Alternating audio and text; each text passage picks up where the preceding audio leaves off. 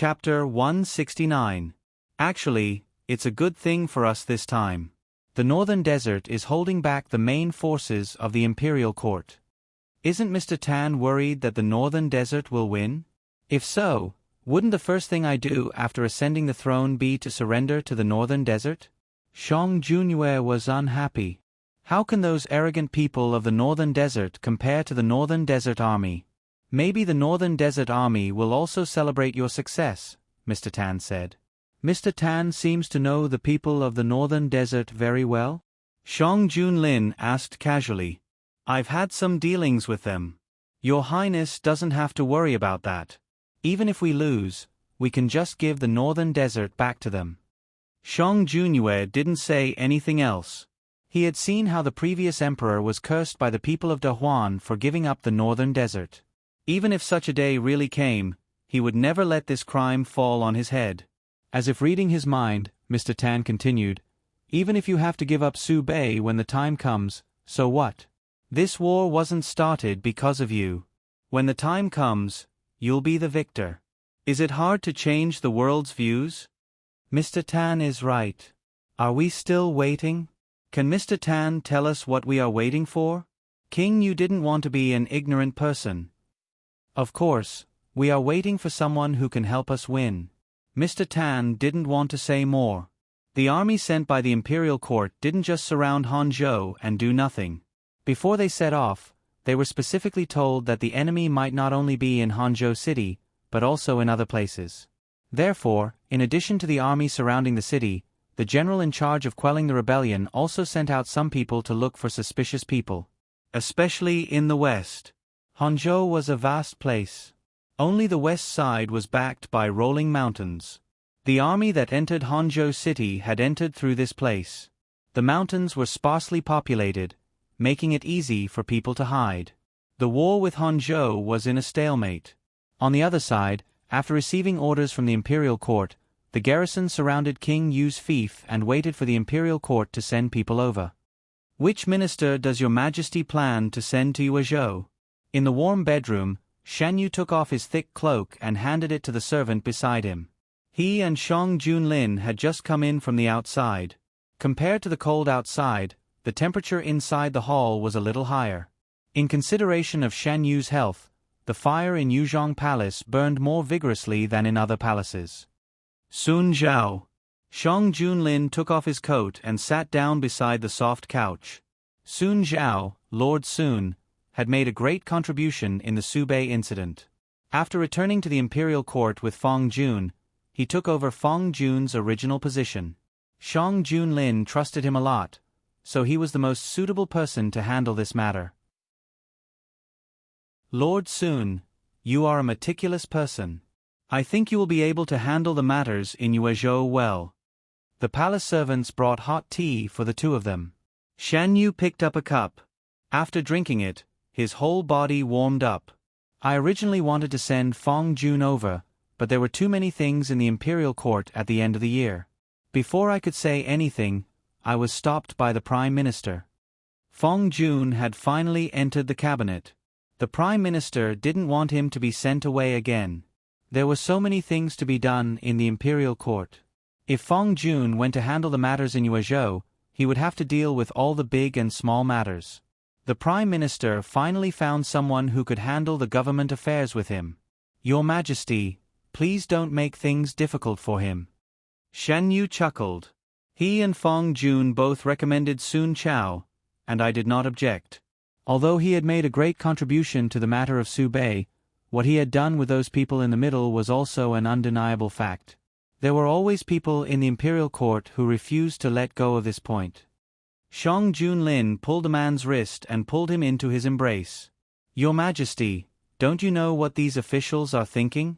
They just think that official Sun is blocking their way. They can find fault even if there's nothing wrong. It's good that he's going to Yuezhou this time to solve the matter there. If it can be solved perfectly, there won't be so many people in the imperial court who won't let go of his past. I think so too. The Prime Minister and Feng Jun must have considered this when they brought it up. After receiving the imperial edict, Sun Zhao didn't stay in the imperial court for long. He immediately brought people to Yuezhou. Other than Sun Zhao, Shang Junlin also sent a few officials to accompany him. Some were from aristocratic families and some were from poor families. It was unknown whether it was a coincidence or not, but among these people, most of them were officials who went to Subei with Feng Jun. This trip wasn't completely safe. Although the king of Yuezhou wasn't in Yuezhou, he had stayed in his fief for so many years. It was inevitable that he left some backup plans. One of the reasons why Sun Zhao and the others went was to solve any hidden dangers that might appear. Your Majesty, there's a report from Subei. The Subei army has won a great victory. The northern desert has surrendered. Eunuch Meng walked in excitedly. Soon, the imperial court received the letter of surrender from the northern desert.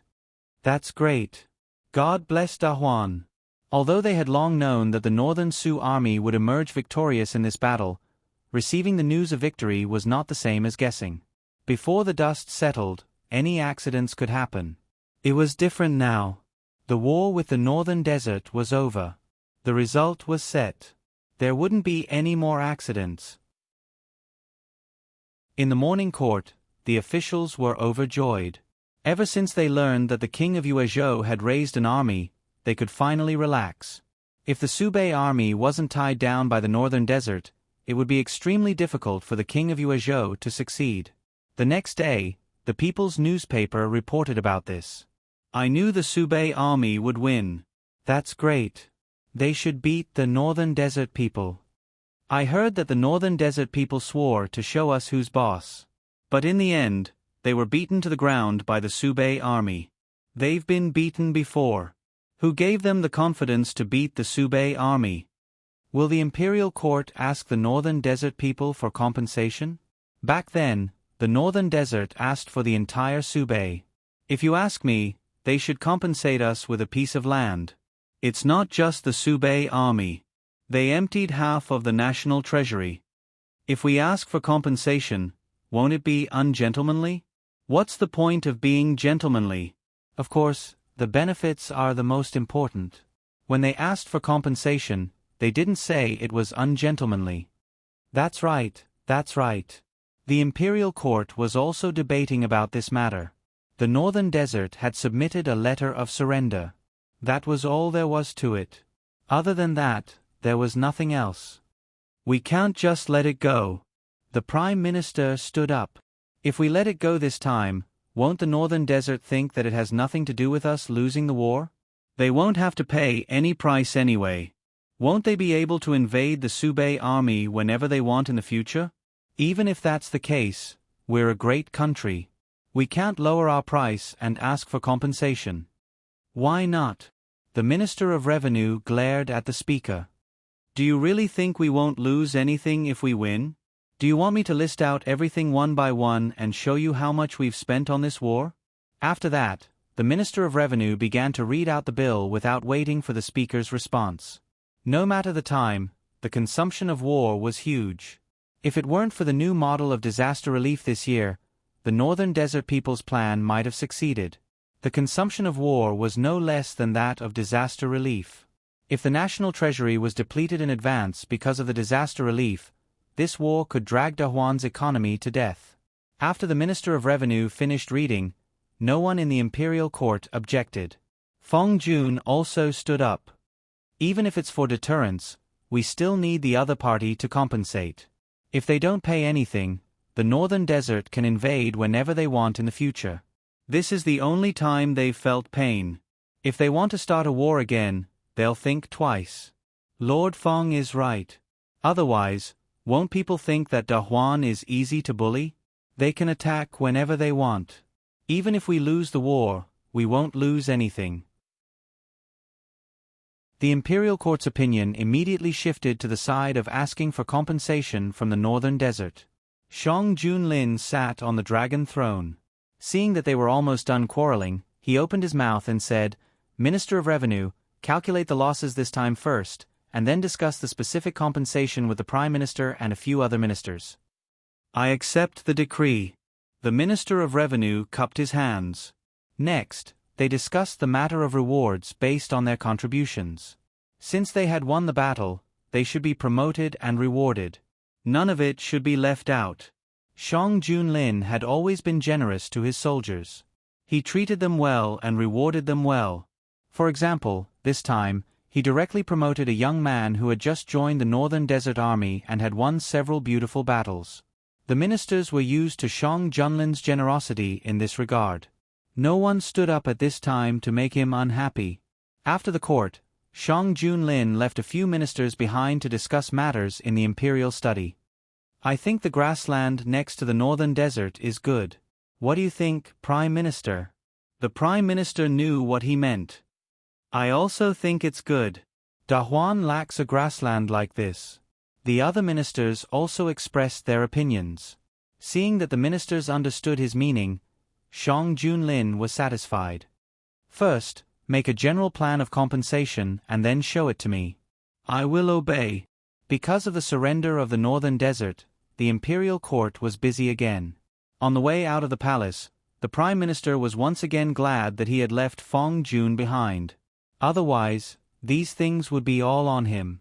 Now, at least he had Feng Jun to bear the burden. When Shang Junlin came out, it was drizzling outside. Eunuch Meng quickly came over with an umbrella. Your Majesty, are you going directly to Yuzhong Palace? Yes. The palace servant brought a cloak. Shang Junlin put it on and stepped into the rain. Shan Yu was painting. With just a few strokes, the man's figure fell on the paper. The sky was gray, the earth was scorched black, and the flames of war spread. Only the man stood with a sword. The flag fell and the flagpole was broken. Bright red blood splattered on it, becoming the only color in the painting. Shan Yu painted the picture in his mind little by little. The man in the painting didn't show his face. He was wearing a black armor and a black iron mask. Shan Yu lowered his head and used a very thin silver line to draw patterns on the mask. When Shang Junlin came in, he didn't let the palace servant report. Eunuch Meng stood outside the door with a cloak and an umbrella. He didn't follow him. Steady footsteps broke the silence in the room. Shan Yu finished the last stroke and looked up. A man in a black imperial robe walked towards him and gradually merged with a man in armor in the painting. The blurry face under the mask instantly became clear. What is a Yu painting? Shang Junlin walked over. I'm painting your Majesty. Shan Yu put the brush on the brush holder. Shang Junlin walked over and looked at Shan Yu for a while. Then he looked at the painting. Why is it me wearing a mask? Your Majesty, don't you think it's very mysterious and beautiful? Shang Junlin said thoughtfully, so a Yu likes it like this. I'll ask someone to make the same mask for you. Wearing a mask. Shang Junlin walked slowly behind Shen Yu and whispered in his ear, will a Yu be more excited? Chapter 170. Shan Yu froze for a moment before he realized what Shang Junlin was referring to. Unwilling to be outdone, he said, Your Majesty, you can try. A Yu has promised me. You can't go back on your word. Shang Junlin chuckled. What do I have to regret? Shan Yu licked his lips. A different Majesty should have a different taste. Shang Junlin bit his earlobe and picked up the painting on the table. Why did a Yu want to paint me like this? Maybe I've heard too much these days. I can't help but wonder what your Majesty looks like when you go to the battlefield. Shan Yu had never seen Shang Junlin like that. People would always be interested in things that they had never seen before. If a Yu wants to see you, just say so. The armor that I wore in the past is in the palace. I'll ask Meng Chong to find it. Shang Junlin was happy to fulfill his small wishes. Eunuch Meng received the order and went to the warehouse to find the armor that Shang Junlin wore in the past. After wiping it clean, he presented it. Shang Junlin raised his arm and motioned for the palace servant to put it on for him. However, Shan Yu stopped him. Shan Yu looked at the cold armor and said, I can already imagine your Majesty wearing it. Shang Junlin walked over. Why don't you want to see it? This armor, I hope that there will never be a day when I see your Majesty wearing it. Shan Yu's voice gradually lowered. When would the Emperor wear the armor? This would only happen when there was no one in the court who could be used. Shan Yu hoped that Da Heng would be able to maintain peace and stability for a long time and that such a day would never happen. Since a Yu doesn't want to see it, I won't wear it. Shang Junlin waved his hand. Take it away. The palace servant took the armor and left. Seeing that Shan Yu was not in a good mood, Shang Junlin deliberately said something that would make him happy. Northern MO was defeated. I asked the Prime Minister and the Minister of Revenue to discuss compensation. Does a Yu have anything he wants? The Northern Desert is willing to compensate? Shan Yu was surprised. No matter how he looked at it, the Northern MO didn't seem to be so generous. Of course not. They only sent me a letter of surrender. The compensation is what I asked for. They took the initiative to provoke me, so they should pay the price. Your Majesty is right. If we don't let them feel the pain, they will dare to do it again. Shan Yu couldn't agree more with Shang Junlin's decision. Shang Junlin was dissatisfied when he spoke of these old officials. Some of the officials in the imperial court even feel that this is a loss of grace. We think that they have been studying too much these past few years. Compared to the robbers who invaded the Great Huan dynasty, what is there to talk about? Your Majesty, you don't have to care about them. Compensation is a must. Which war doesn't have sacrifices? Even if it's for the sake of these soldiers who sacrificed their lives, they should compensate us. As for the people who were sacrificed, what were they? Weren't you the ones who wanted to start the tournament? What does it have to do with the Great Huan dynasty? In this war, Gu Huai's performance was very outstanding. After a while, he will be able to return to the capital to report on his work. Shang Junlin stroked Shan Yu's long hair. Your Majesty, have you announced his achievements in the imperial court? Does Imperial Physician Gu know what Gu Huai has been doing during this time? No matter what, they were people who went through thick and thin together in the previous life. In this life, there was Imperial Physician Gu between them. Shan Yu couldn't ignore Gu Huai's situation. Not yet. There are some problems with his identity. I plan to wait until he comes back. Originally, without this sudden war, Gu Huai would have to stay in Subei for at least 3 or 4 years. With such a long time as a buffer, the possibility of manipulating things in the middle would be high enough. Subei. In the barracks of the Subei army. After the victory of the war, the general of the Subei army waved his hand and held a celebration banquet to reward those who deserved it. What is young General Gu doing? Gu Huai sat alone in a corner drinking wine. A general who was on good terms with him came over. The two clinked their wine pots. Gu Huai said, "What should I say when I go back?" "Just say it. Young General Gu has made a great contribution this time. Even if you don't say anything, the imperial court will remember it." "It's not that. I don't know how to tell my family. I didn't tell them that I came out." Gu Huai took a sip of wine. "So that's what you're worried about. It's okay. A good man's ambition is to travel far. Besides, you've made a great contribution. Your family won't blame you." He could understand. Gu Huai was still young. At first, many of his subordinates were dissatisfied with him leading the army. After a few victories, everyone was convinced. They couldn't help but be convinced. Although he was young, he was indeed talented in the field of military strategy. No matter how difficult the situation was, he could turn it around. It could be said that as long as he took action, there was no chance of defeat. The people who were sent to his army were dissatisfied and disdainful at the beginning. Now they called him General Gu. They were convinced. Gu Huai looked at the moon in the sky and didn't say anything. It was the first time he had been separated from his brother for so long. He didn't know if his brother was angry. "By the way, you're from the capital. The medicine in the capital is really good. Thanks to the medicine brought by Imperial Physician Wu, many of the wounded soldiers were saved. Our current emperor is also generous. He gave the soldiers pay and provisions as if they didn't cost money. If it weren't for the fact that we replenished the provisions immediately after the disaster relief, it would have been much more difficult to win this time. After winning the war, the people in the north of Subei were jubilant. On the contrary, the atmosphere in the northern desert was gloomy. When they started the war, the people of the northern desert didn't expect that they would lose so badly. Didn't you say that the soldiers in the north of Subei don't have enough pay and provisions? Is this what you meant by a few days? The emperor of the northern desert was angry when he thought about how he had been fooled by the northern army. The news from the northern desert was that the northern army's pay and provisions were used to help the people. At that time, our people hadn't been discovered yet. They couldn't have sent back fake news. Then how do you explain the current situation? The ministers stammered and didn't know what to say. Forget it. A defeat is a defeat. The surrender letter has been given. It's useless to say anything else. The emperor of the northern desert seemed to have accepted the situation and sighed deeply. They couldn't win the war. What else could they do except to accept their fate? Your Majesty, I heard that a prince in the Great Huan Kingdom led the army to rebel.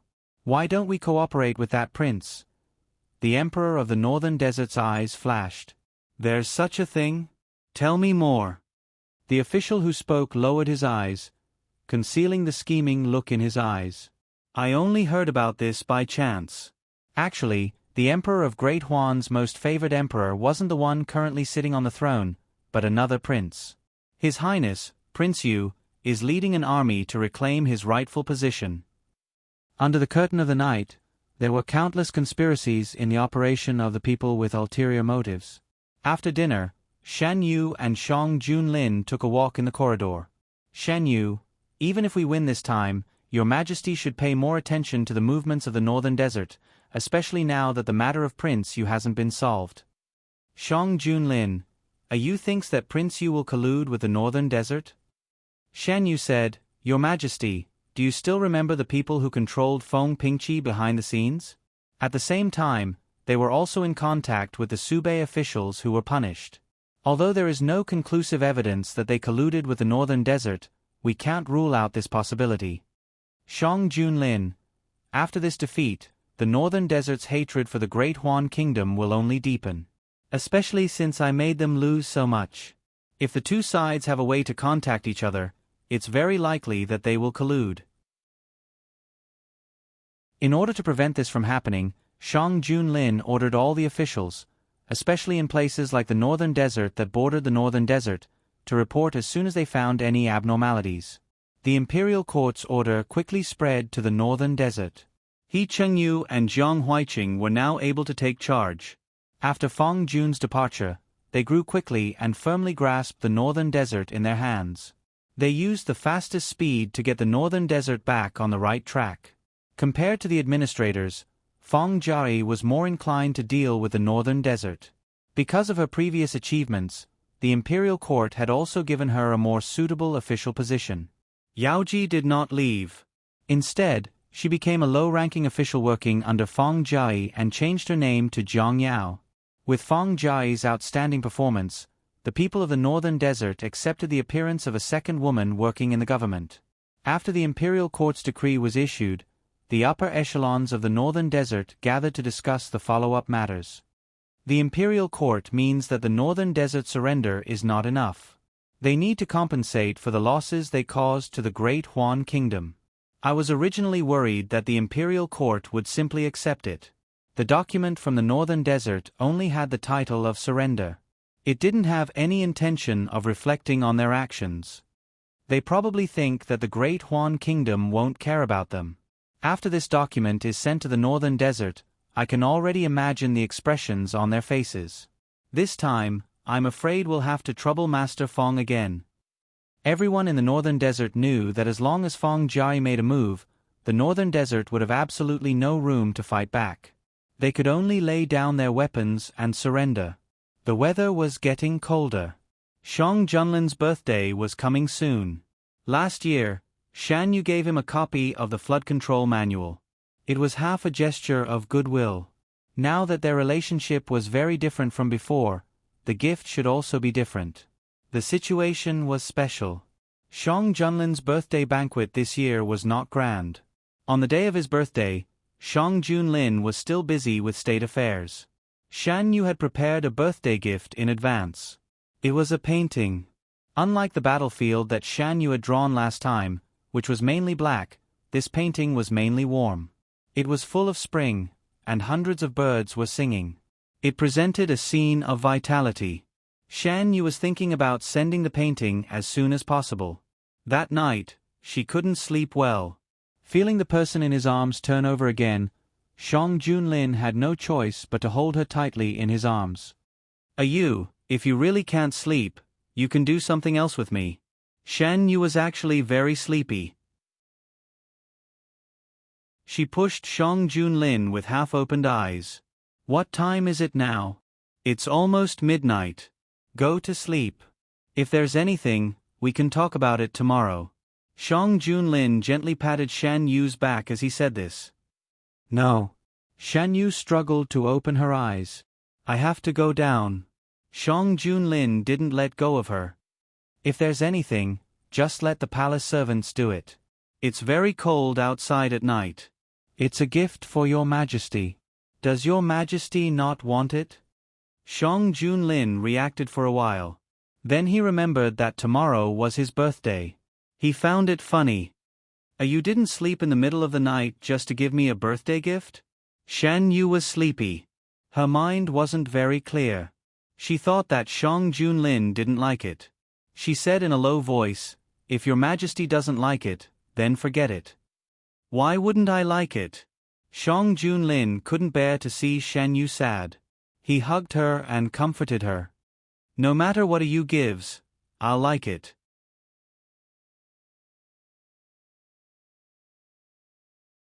Chapter 171. Shang Junlin hugged and coaxed him for a while. Seeing that Shan Yu still insisted, he could only wait with him. Fortunately, it was not long before the time was up. Under Shang Junlin's insistence, Shan Yu told the palace servant where the painting was. The palace servant brought the painting over.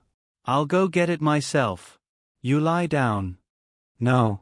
Shan Yu sat up with the quilt, wrapped himself in a thick cloak, and got out of bed. Shang Junlin could not persuade him, so he let him do as he pleased. Shan Yu went to the outer room. After a while, he came in with the painting. Shang Junlin hurriedly hugged him in his arms. Are you cold? There's an earth heater in the room. How can I be cold? Shan Yu woke up a little and handed the painting to Shang Junlin. I must be the first person to say, Happy Birthday, to Your Majesty. Happy Birthday, Your Majesty. Shang Junlin felt that this sentence was the best birthday gift he had ever received. After giving the gift, Shan Yu felt that he had achieved his goal. Sleepiness continued to surge. He blinked. I'm going to sleep.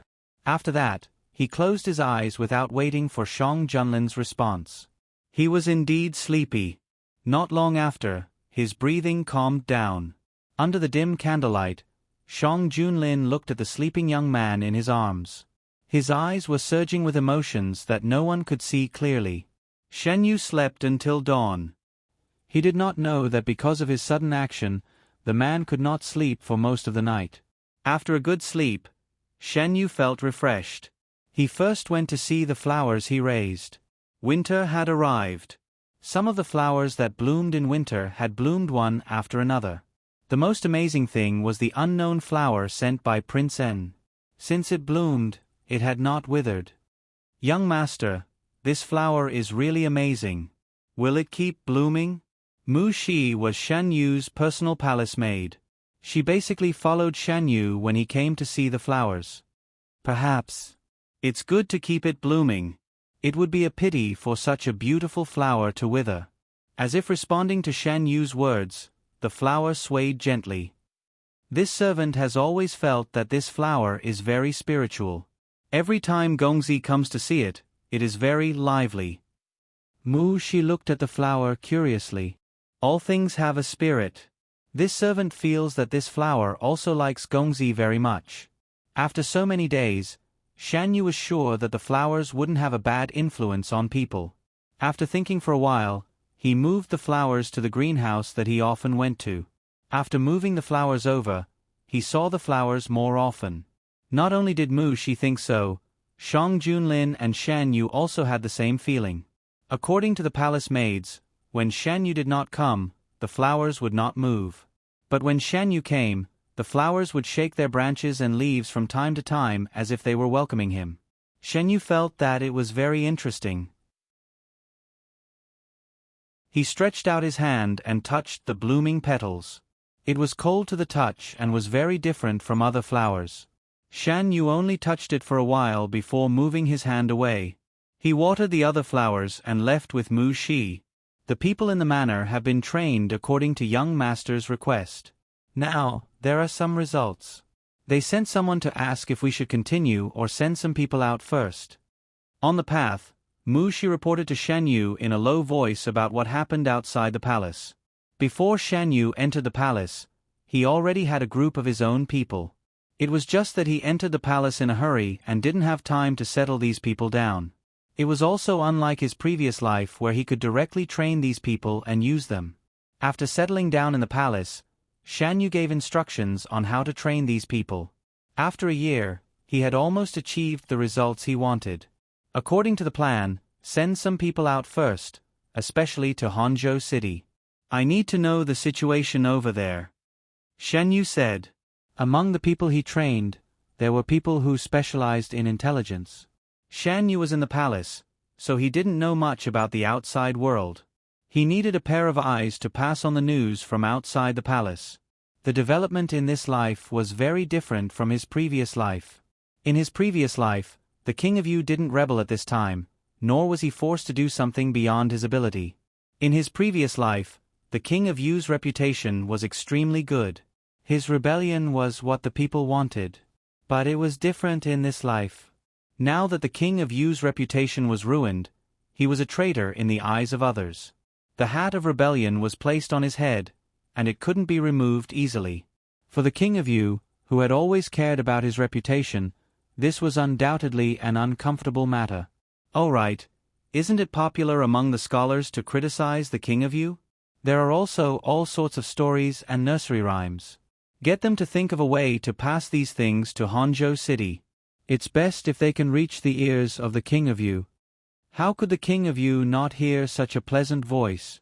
When he returned to the Yuzhong Palace, Shang Junlin still hadn't returned. Thus, Shan Yu went to the small study room. The small study room was decorated later. Aside from the books that Shang Junlin often used, the rest were all read by Shan Yu. There were stories from outside the palace, unique books from the Imperial Library, and books that Shang Junlin collected from all over the world. There were all sorts of books, and as long as it was something that Shan Yu was interested in, it would appear here. Shan Yu would also usually paint here. Some time ago, in order to prepare a surprise for Shang Junlin, he even asked Mu Shi to stand guard outside when he was painting. If Shang Junlin came, she would inform him. Young master, are you going to paint? Seeing Shan Yu walking to the desk, Mu Shi asked. No, give me a copy of the register from the manor. Give me the latest one. In a year's time, only those who passed the training could gain Shan Yu's trust. Mu Shi walked to the shelf and opened a secret compartment, taking out the register. Seeing him take out a few books, Shan Yu said, "Let me take a look at them." Mu Shi came over with the register and placed it on the table. Some of these registers were brought in by Shan Yu when he entered the palace, and some were sent in later. Shan Yu didn't intend to stay in the palace for long. If he didn't have enough power, he wouldn't be able to live the life he wanted after leaving the palace. These people were the backup plan he had prepared for himself. Now that he had dispelled the thought of leaving, it was time to change the arrangements for these people. Shan Yu was busy in the study room for the entire afternoon. When the sun set, Eunuch Meng came looking for him. Mu Shi walked over and asked, "Eunuch Meng, is there something important?" "His Majesty ordered me to pick you up. His Majesty is in a meeting with several ministers and can't leave for the time being." Eunuch Meng explained the purpose of his visit. Shan Yu put down the brush, rubbed his wrists, and walked out. "His Majesty has plans for today?" "His Majesty only ordered me to pick you up. He didn't say anything specific." Shan Yu tidied up and walked out of the palace. He found that the carriage had been prepared outside. Shan Yu was taken to the imperial study room. Shang Junlin was still in a meeting. Shan Yu didn't go in to disturb him. Instead, he went to the side chamber. Shan Yu rarely came here. The decoration of the side chamber was very elegant. There were pastries and tea in the hall, all of which were Shan Yu's favorite. Eunuch Meng stayed for a while and continued to serve in the imperial study room. Not long after, the door of the side chamber was pushed open again. Shang Junlin, dressed in court attire, walked in. Shan Yu greeted him. "His Majesty, what did you bring me here for? I wanted to see you as soon as possible." Shang Junlin put his arm around Shan Yu's waist. "There will be a small banquet in the palace later. Come with me." "Your Majesty can't wait for such a small banquet." Shan Yu raised his eyebrows. "If I didn't see you sleeping soundly, I would have woken you up in the morning. Who didn't sleep last night and insisted on giving me a gift, HM? Your Majesty, don't tell me that you didn't sleep well last night because of my gift. What are you thinking about, you?" Shang Junlin flicked his forehead. Eunuch Meng couldn't help but criticize him. "You didn't sleep last night. You were so excited that you went around looking for a place to put the painting that you sent. Did your Majesty see the painting? Do you like it? It's a pity that it's not as useful as last year's." "This year." Shang Junlin lowered his head and kissed Shan Yu's lips, interrupting him. "You doesn't need to say these things. I've said before that no matter what you sends, I'll still like it. This time, you sent me a painting personally. I'm very happy. Yu's intentions, I feel it." Shan Yu took the initiative to put his arm around Shang Junlin's neck and kissed him. "This is also your Majesty's birthday gift." Shang Junlin used his arm strength and unceremoniously took the initiative. As the ruler of a country, Shang Junlin's birthday was not only his birthday. Usually, the palace would hold a banquet at this time. The size of the banquet was determined by the situation of the year. If not for the fact that Shan Yu was the only one in Shang Junlin's harem, there would also be a palace banquet attended by the harem members. State banquets were usually hosted by the Ministry of Rites. Because of the special situation this year, Shang Junlin didn't intend to hold a grand banquet. However, since the northern Jiangsu army had won the battle, they could not show it at all. In the end, the Ministry of Rites decided to hold a smaller banquet. At the same time, it was also a celebration banquet. There wasn't much time left before the banquet began. Shan Yu and Shang Junlin stayed in the side hall for a while and then moved to the main hall where the banquet was held. When they arrived, the ministers were already seated. Shang Junlin held Shan Yu's hand and walked to the high seats. This time, no one dared to stand out and say anything. The events of last year's banquet were still vivid in their minds. The officials who offended the emperor had not been reinstated. The ministers hadn't had enough of their positions yet. Shan Yu sat next to Shang Junlin and could see the expressions of the ministers below. The process of the banquet was simplified a lot. First, Shang Junlin's blessings were presented, followed by the gifts prepared by the ministers. When this was almost over, Shang Junlin raised his head and signaled. Eunuch Meng came over with the imperial edict. Next, it was time to reward the northern Jiangsu army. Although they weren't present, the rewards would reach the northern Jiangsu army at the fastest speed and be delivered to everyone who deserved it. After Eunuch Meng finished reading the imperial edict, the ministers noticed a very strange name. Gu Huai. Before today, no one had heard of this name. However, in this war with the northern desert, the owner of this name had performed so well that His Majesty had made an exception and given him a higher official position. This made them very concerned. Just who on earth was this Gu Huai? Seeing the surprised expressions on the ministers' faces, Shan Yu lowered his voice and asked, "Your Majesty didn't mention Gu Huai to them before?" He didn't mention the specific name. There are some problems with Gu Huai's identity. If we let them know in advance, there may be unnecessary incidents. Shang Junlin picked up a piece of meat with his chopsticks and put it in Shan Yu's bowl. "Your Majesty should know his true identity now, right?" Shan Yu picked up the meat and put it in his mouth. Since Shang Junlin intended to cultivate Gu Huai, at least on the premise that there were no problems with him in all aspects. No matter how he looked at it, Shang Junlin didn't seem like someone who would cultivate an enemy's character. If I didn't know, how could I rest assured and let him go to the northern Jiangsu army? Shang Junlin stroked Shan Yu's hair. I'll tell you in detail when we go back. Shan Yu nodded. Since it was a banquet, there was naturally no lack of singing and dancing. After the formal process was over, it was time to enjoy. The sound of stringed and woodwind instruments rang out. The dancers nimbly danced.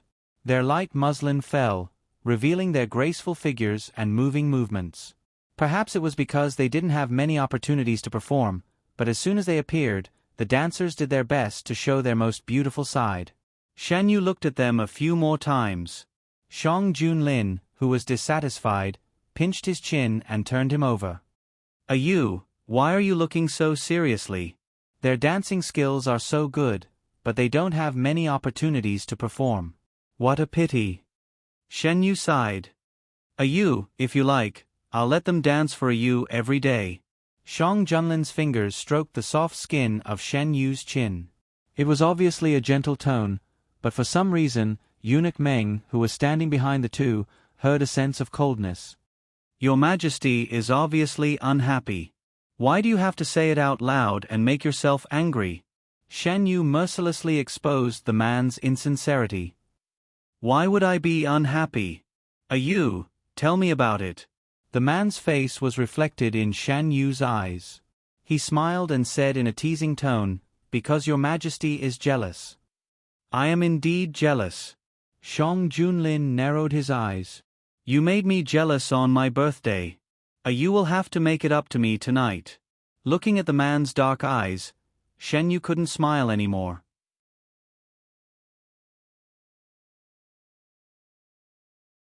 Chapter 172. Shan Yu felt a dull pain in his waist. Shang Junlin paid attention to his facial expression and noticed a momentary change. What was Yu thinking just now? He was thinking about how to fool the emperor tonight. Shan Yu answered silently in his heart. He picked up some vegetables that he disliked the most and put them in Shang Junlin's bowl. Nothing. I just think that your Majesty should cool down a little. Shang Junlin knew exactly when Shen Yu's facial expression changed. Naturally, he also knew why his facial expression changed. However, how could he let go of the meat that was already in his mouth? He pretended not to know. Shang Junlin ate the vegetables in his bowl without changing his facial expression. After this incident, Shan Yu no longer had the interest to continue enjoying the song and dance. Sometimes, he liked to tease Shang Junlin, but he knew when to stop. Of course, the more important reason was that if he continued to tease Shang Junlin, his waist might not be the only thing that would suffer tonight. Shang Junlin was not interested in the song and dance. Compared to the dancers dancing in the middle of the hall, he preferred to watch Shen Yu. Shen Yu, who did nothing, was as dazzling as anyone else in his eyes. Without the interest to watch the song and dance, Shen Yu put his attention back to the front. He and Shang Junlin talked as if there was no one else around, which shocked many of the ministers. They knew that Shan Yu was very favored, but hearing the news and seeing it with their own eyes could not be compared to the shock. Shang Junlin, who was with Shan Yu, was very different from the image of the emperor in their memory. Many people could not help but sigh in their hearts. So, His Majesty also has such a side. Good wine was placed in front of the ministers. Naturally, there was also wine in front of Shan Yu and Shang Junlin. Because Shan Yu could not drink, Shang Junlin only drank 2 sips when the ministers toasted him at the beginning. After that, he did not touch the wine in his cup. Shan Yu was a little greedy. When Shang Junlin was not paying attention, he took his cup and took a sip. He knew that he shouldn't drink too much, so he only took a small sip. Under the spicy taste, Shan Yu couldn't help but frown. His current body hadn't gotten used to the taste of wine. Just one mouthful made him feel a little dizzy. Shan Yu looked at the wine glass and wanted to take another sip. Suddenly, a big hand reached over and snatched the glass from his hand. Shan Yu followed her hand and looked up. Shang Junlin looked at him helplessly. Why did you drink when I wasn't paying attention? I only took a small sip. I didn't drink too much. Shan Yu defended himself. Shang Junlin saw that his gaze was still fixed on the cup in his hand, so he simply brought the cup to his mouth and drank the wine in the cup in one gulp. You can only drink one mouthful, Zhan will drink the rest for you. In order to prevent Shan Yu from secretly drinking, Shang Junlin simply asked the palace servants to remove the wine on the table. Shan Yu found it funny. Your Majesty didn't let me watch the singing and dancing, nor did you let me drink wine. What do you want me to do? You only needs to look at Zhen. It would be best if he didn't pay attention to anything else. Shan Yu drank the wine and felt a little stuffy. Your Majesty, I want to go out for a walk. Why? It's a little stuffy in the hall. I want to go out for some fresh air. The fire in the hall was burning brightly. The doors and windows were closed. It was warm, but it was easy to get stuffy if one stayed for a long time. Wait for Zhen. Zhen will go back with you. Shang Junlin called Eunuch Meng and whispered a few words to him. Then he got up and said, Let's go, you. In this kind of banquet, after the necessary procedures were completed, one could leave early. Not to mention, Shang Junlin was the emperor of Dehuan. No one could stop him from doing whatever he wanted. After he left, the atmosphere in the hall became more lively. Before going out, Shang Junlin carefully wrapped Shen Yu with a cloak. It's cold outside. Be careful not to catch a cold. When the door was opened, the cold wind swept in. Shen Yu couldn't help but shiver. His slightly muddled mind was blown by the wind and became sober. The man's warm palm wrapped around his. The two walked side by side on the small path. The palace servants were far behind them. When they arrived at Yuzhang Palace, Shan Yu, who was originally a little tipsy, was completely sober. Your Majesty, did you just leave the ministers there? Shen Yu asked when he saw that Shang Junlin had no intention of leaving. They are not as important as you. Today is Zhen's birthday. Zhen is here to receive the gift. Shang Junlin's hand on Shan Yu's waist rubbed it meaningfully. Didn't your Majesty give me the gift yesterday? Shan Yu pressed down the hand that was about to reach into his lapel. You took the initiative to give it to you. Today, Zhen is asking for it from you. Will you give it to me? Shang Junlin's arm tightened and pulled Shan Yu close to him. He could clearly feel the changes in his body. The kiss fell on the side of Shan Yu's neck. The man's voice became more and more hoarse. Zhen wanted to do this just now. How can you look at others? Sure enough, it was still because of the matter with the dancer. Shen Yu knew that he couldn't escape tonight, but he couldn't help but want to struggle. His hands were restrained, his breathing was robbed, and all his escape routes were blocked in advance. The temperature of his body was getting higher and higher. It was as if a fire had been lit, burning from the inside out. Wherever his fingertips touched, a tremor followed. Shan Yu was in the middle of the vast and boundless sea. He was thrown up high along with the waves. Shang Junlin was as domineering as ever. No matter how Shan Yu begged for mercy, he refused to slow down. The waves were getting bigger and bigger. Shan Yu clung tightly to the man who was holding him. The candlelight flickered for the whole night. The sky was getting brighter. Shan Yu couldn't bear it anymore. He kicked the man who was still in the mood. Stay away from me. Shan Yu sucked in a breath of cold air and wrapped himself in the quilt. No matter how Shang Junlin persuaded him, he refused to come out. Zhen promises that this time, I won't do anything. I just want to wash you. Shan Yu turned over and faced the man with the back of his head. His voice was obviously full of distrust. You said the same thing just now. As a result, when he let his guard down, he was dragged to do it again. Shang Junlin tried to persuade Shen Yu for a while. He wanted to pull off the quilt, but he didn't know how Shen Yu rolled up. He tried several times, but he didn't succeed. In the end, he had to give up. Shen Yu was tired and sleepy. Without the man to disturb him, he fell asleep in a short while. Shang Junlin looked at him for a while. Then, he hugged Shen Yu with the quilt and slowly closed his eyes. Shang Junlin only rested for a while before he had to get up for the morning court. When the time came, Eunuch Meng came in quietly to serve him. Shang Junlin put on his coat and went to the outer room. He ordered, "Ask the servants to prepare hot water. When Gue Jun wakes up, send it over." Eunuch Meng lowered his head and tidied Shang Junlin's clothes. "This slave understands. The food will also be heated. I guarantee that Gue Jun won't lack anything when he wakes up." Shang Junlin nodded with satisfaction. "Tell the servants not to disturb Gue Jun. If he doesn't sleep enough, he will lose his temper." In the morning assembly, the main things to talk about were still the same: the northern desert and the King of Yu. Shang Junlin was worried about Shan Yu, who was staying in Jade Gate Palace, so he quickly finished the morning assembly. After the court, the ministers walked out of the hall in twos and threes. "His Majesty seems to be in a hurry today. Is there something important? Is there something wrong? If there is something wrong, there should be some movement in the court. Now there is no movement at all. It shouldn't be a big deal. His Majesty directly made Gu Huai a general of the 3rd rank. Does anyone know the background of this Gu Huai? Last night, someone was sent to investigate. We only know that he is the younger brother of Imperial Physician Gu. We can't find anything else." Everyone knew who Imperial Physician Gu was. He was responsible for nursing Guejuan's body. He was also the successor of Imperial Physician Wu. Is it because of Imperial Physician Gu that His Majesty treats him so well? It shouldn't be. If His Majesty really loves the house, shouldn't he reward Duke Jinbei generously?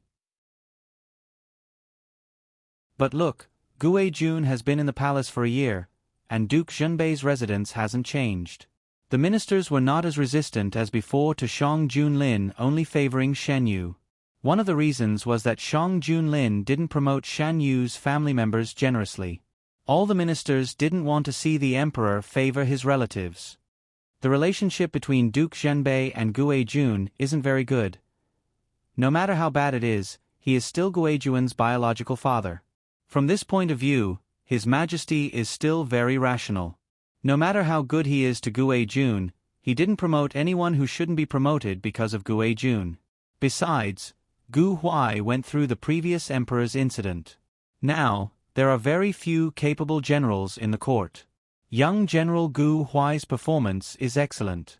He is a moldable talent. It's normal that His Majesty has high hopes for him. That's right. Talented generals can't be obtained.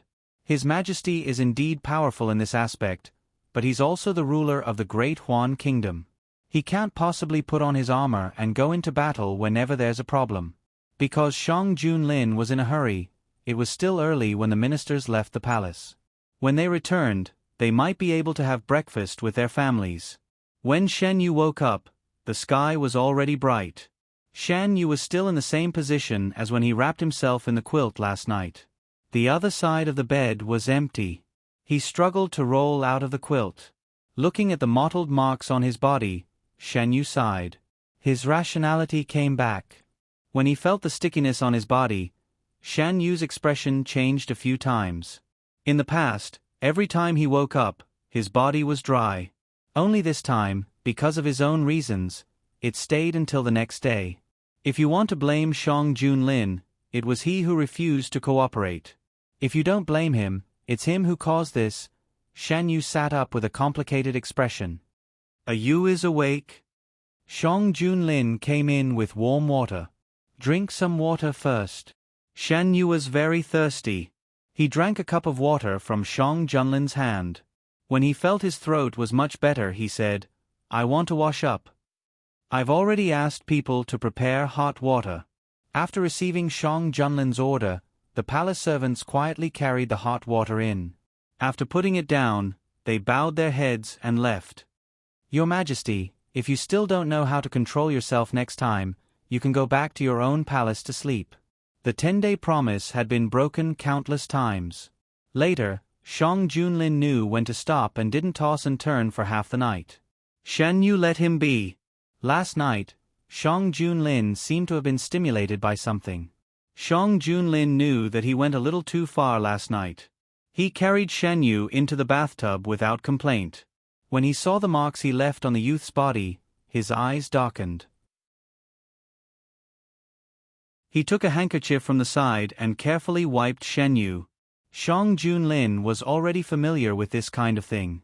Shen Yu was lying on the edge of the bathtub with his eyes slightly closed. His skin was faintly discernible under the water. The youth was half lying in front of him without any defense. Shang Junlin's throat moved, and his arm was submerged in the water. Shen Yu suddenly opened his eyes and grabbed the hand. "Your Majesty, what do you want to do?"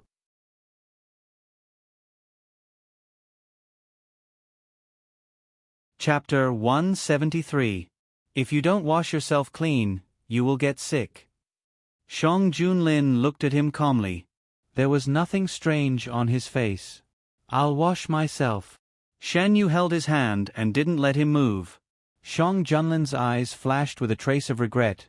"You really don't need my help?" Shen Yu quickly pushed his hand away. "No need." Seeing that he insisted, Shang Junlin slowly withdrew his hand. Shen Yu thought that he had given up and was slightly relieved. Unexpectedly, Shang Junlin took advantage of his relaxed state and held his hand. "Let me do it." "It's not convenient for you to do it alone," Shang Junlin chuckled. "Besides, it's not the first time I've done this.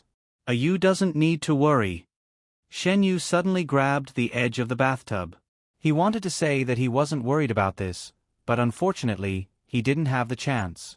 The water splashed.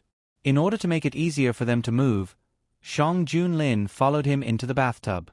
Shen Yu could sit in the bathtub alone, but it was a bit awkward for two men to sit together. There was nowhere to hide, so they could only stick close to each other.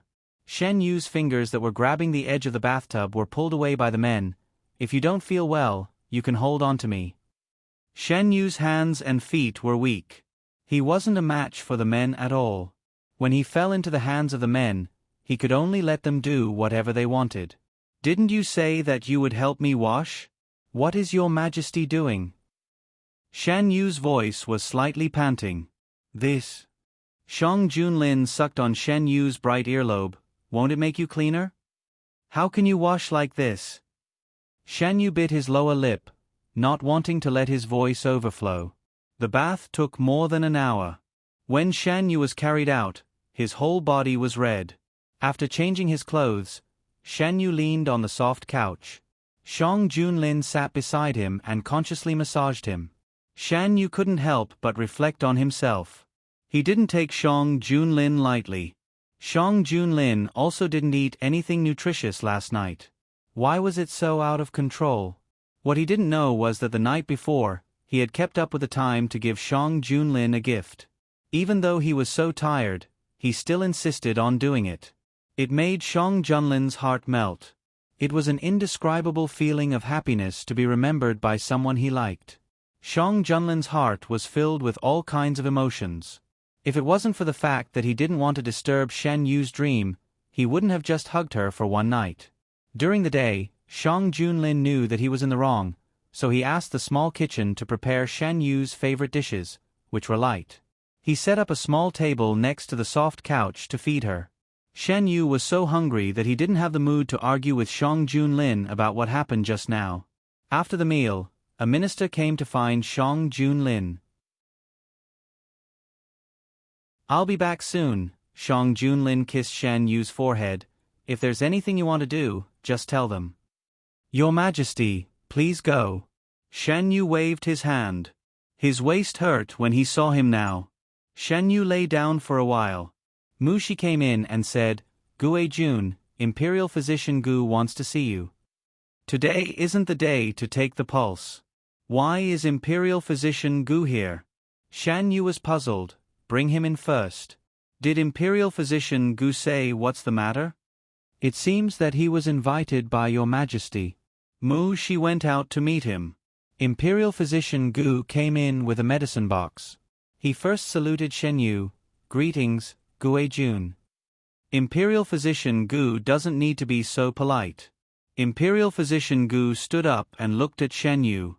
The young man's face was ruddy, the corners of his eyes were red, and his lips were bright. It was easy to see what he had just experienced. Imperial Physician Gu remembered why he came here, so he went forward to take Shan Yu's pulse. His Majesty asked me to come and take a look at you, Imperial Physician Gu explained. After taking the pulse, Imperial Physician Gu withdrew his hand. There's nothing seriously wrong with your body. It's just that your qi and blood are a little insufficient. I will prescribe some nourishing prescriptions. You'll be fine after taking them for 2 or 3 days. Imperial Physician Gu was called away by the palace early in the morning. He thought that something had happened, but when he arrived at Yuzhong Palace and saw the people, he realized that he was wrong. It was only one night, but he needed to take nourishing prescriptions. Shan Yu's forehead twitched. I'll have to trouble Imperial Physician Gu to wait here for a while. When His Majesty comes back, I'll take a look at him. Yes. Shan Yu didn't want to leave Imperial Physician Gu hanging. He also had something to ask him. Now that General Gu Huai has won the military merit, I congratulate Imperial Physician Gu first. Thank you, Your Majesty. To tell you the truth, I didn't know about this until someone came to announce the good news this morning. He didn't have time to think about it before someone from the palace came to invite him to the palace. Until now, he still didn't have much real feelings about this matter. Regarding Gu Huai's disappearance in the past few days to enlist in the army, Imperial Physician Gu had always felt that it was unreal. In his impression, Gu Huai was still a child who needed his protection. Who knew that one day, this child would fly out of his wings and become a great hero who could support the heavens and earth. He had heard people talk about Gu Huai before. There was an invincible little god of war in the northern Jiangsu army. This matter was talked about enthusiastically in the capital, from the newspapers to the neighbors. Countless people were talking about it. When he heard about this matter in the past, he didn't know that the main character was Gu Huai, so he didn't pay much attention to it. Now that he thought about it, Imperial Physician Gu couldn't help but wonder if Gu Huai would catch a cold at the border. Would he get hurt? Shan Yu was a little tired. He forced himself to chat with Imperial Physician Gu for a while. Then, Shang Junlin came back. Imperial Physician Gu stood up and saluted. Shang Junlin excused Imperial Physician Gu's salute and walked to the soft couch to sit down. How is Your Majesty? These words were directed at Imperial Physician Gu. Your Majesty, Your Highness is doing well. Imperial Physician Gu repeated what he had just said. I specially asked Imperial Physician Gu to stay behind and take Your Majesty's pulse. Shan Yu poked Shang Junlin's arm. I don't feel any discomfort. Under Shan Yu's gaze, Shang Junlin automatically swallowed the rest of his words. Thank you, Imperial Physician Gu. Shan Yu was satisfied. Imperial Physician Gu stepped forward and took Shang Junlin's pulse. After a while, Imperial Physician Gu released his hand. Your Majesty is healthy. There is no problem. Don't you need to take medicine with me? Shan Yu couldn't help but ask. This. Imperial Physician Gu paused. Your Majesty's body is indeed fine. There is no need to take medicine. Shan Yu lay back down weakly. It turned out that he was the only one who was weak. Eunuch Meng sent Imperial Physician Gu out and took the servants in the room with him. Yu, why did you suddenly think of asking Imperial Physician Gu to take my pulse? Shang Junlin picked him up and held him in his arms. Shan Yu twisted and found a comfortable position. Imperial Physician Gu prescribed medicine for me. I thought Your Majesty would take it with me. Shang Junlin finally understood why Shan Yu asked Imperial Physician Gu to stay until he came back.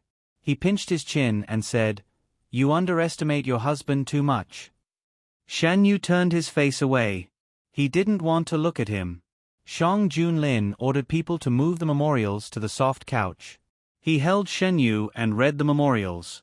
Shan Yu lay in his arms and fell asleep not long after. Shang Junlin lowered his head and looked at him with a trace of a smile in his eyes. The atmosphere in the palace was warm. Compared to it, the atmosphere in King Yu's palace was bleak. It was approaching the end of the year. It was supposed to be a day of reunion. However, because he was forced into a dead end, King Yu had no choice but to hide in Hangzhou. He couldn't even return to his fief. He didn't even know where his own people were. He didn't have a single useful subordinate by his side. The people of Hangzhou had a lot of opinions about them. No one would be happy if they were surrounded in the city for no reason and had to live in fear every day. At first, the people of Hangzhou didn't react. Later, they realized that they were forced to become part of the rebel army. Many people were dissatisfied. These people banded together and started a small rebellion. Unfortunately, it was quickly suppressed. A few of the troublemakers were killed on the spot, while the rest were locked up in jail. The people of Hangzhou were furious with King Yu's group, but they didn't dare to say anything. Their lives were in the hands of others, so they couldn't do anything. It was supposed to be the most lively time of the year, but Hangzhou was desolate. All the doors were closed. If it wasn't for the fact that they had to go out, everyone would stay in their homes. Who knows if they could come back alive after going out? Hangzhou's grain won't last for long. The people that Mr. Tan mentioned aren't here yet? King Yu looked at the middle-aged man in blue with dissatisfaction. Your Highness, there's no need to be anxious. They will be here in a few days. How can I not be anxious? We don't have much grain in Hangzhou City. What if we starve to death before the imperial court comes? King Yu was extremely anxious after waiting for so many days. He knew that he would be walking on this path, and he had imagined all sorts of scenarios. However, he never expected that he would be in such a dire situation. In his expectations, he had to be fully prepared before taking action. He had to win the hearts of the people. But right now, he was a traitor in the hearts of the people. He was only trying to take back what belonged to him. He could have done it openly. If it wasn't for Shang Junlin, how could he have ended up in this situation? The more he thought about it, the more unresigned he felt. Unknowingly, rumors about King Yu started to spread in Hangzhou City. Even the nursery rhymes were mocking King Yu. As the rumors spread, it was inevitable that they would reach King Yu's ears. The first time he heard someone compare him to Shang Junlin and criticize him as useless, King Yu smashed everything in his study. The servants stood in the empty room with their heads lowered, not daring to utter a single word. Even after smashing everything, King Yu still couldn't vent his anger. He glared at the other person in the room like an enraged lion. Are there any more rumors about me? I'm ordering you to capture the person spreading the rumors. I want to cut him into pieces. Your Highness, please calm down. The servant knelt down. It's not that I'm unwilling to do it, but now. Now what? The rumors are spreading everywhere. The servant suppressed the fear in his heart. It's not just in Hangzhou City, it's spreading all over the Great Huan country. Furthermore, some of them are even more ridiculous than this. King Yu's mind was blown. He simply couldn't imagine what the rumors were about him. This was the ending that he had planned for Shang Junlin, but in the end, it fell on him. With a fishy taste in his mouth, King Yu's vision turned black and he fell onto the ground.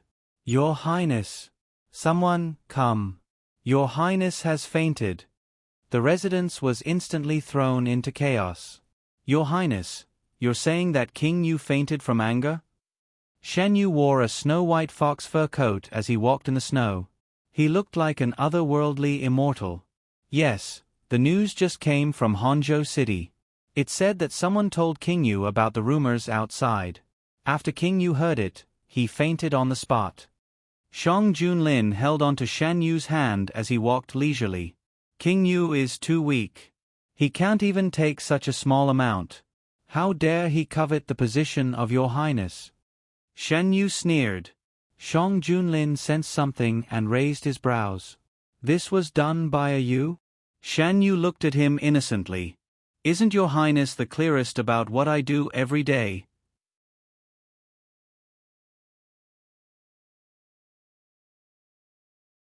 Chapter 174.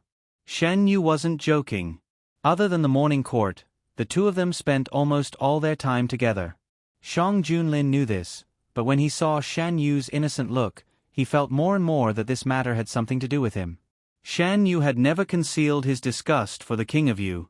Shang Junlin had discovered this a long time ago.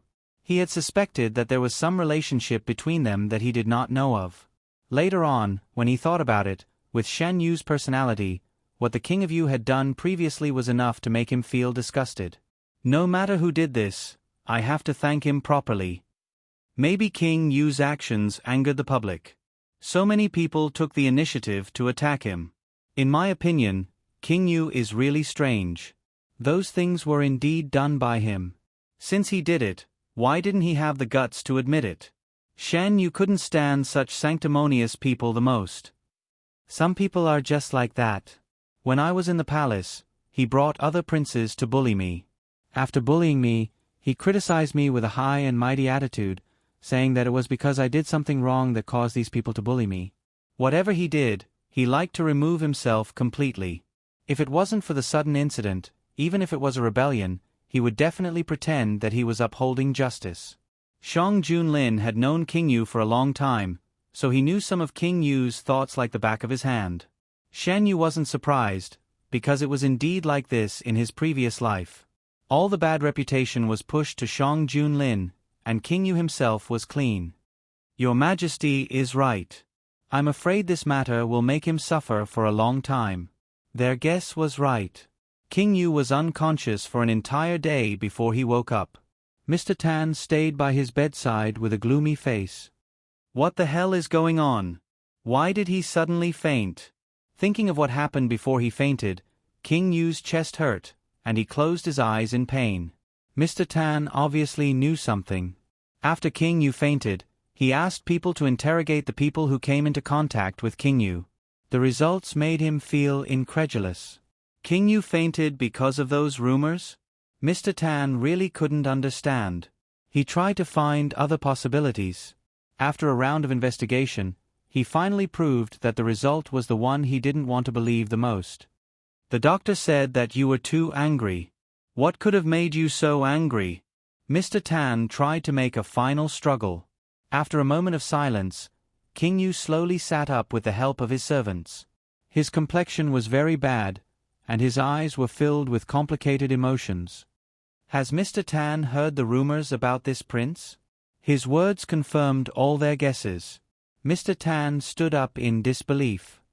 So you fainted because of a few words. Does Mr. Tan feel that these words are neither painful nor itchy? King Yu clenched his fists. Has Mr. Tan already heard about it? Aren't the rumors outside even worse than this? It's just some useless people venting their dissatisfaction. Why do you take it so seriously? Mr. Tan didn't know how to describe his feelings at this moment, but considering that he still needed the Prince of Yu's help in the future, he began to comfort him with mixed feelings. Is there no way to stop it? King Yu lowered his head, so his expression couldn't be seen. I have already ordered them not to speak about it in Hangzhou City. We can't do anything about other places for the time being. You don't have to worry about it. Once it's done, no one will dare to speak about it. I understand. King Yu rested for a few days before his body recovered.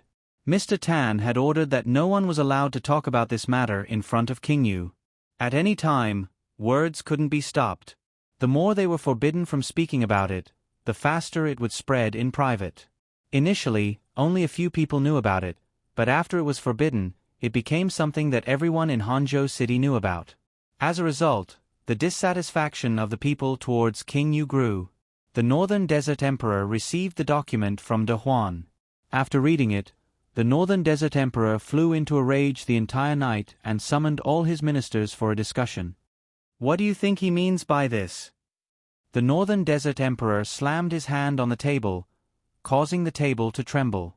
The ministers looked at each other, not knowing what was going on. Take a look for yourselves. Trying his best to suppress his anger, the Northern Desert Emperor ordered his servants to read the document from De Huan. Following the servant's voice, the expressions on the ministers' faces slowly changed. Embarrassment, anger.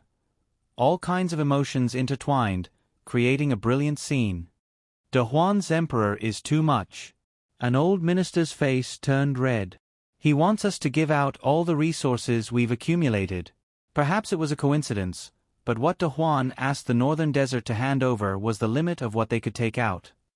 De Huan's appetite isn't small. He should see if he can swallow it all. Aside from the resources, there's also the grassland. Lin Yuan is one of the most fertile lands in the northern desert.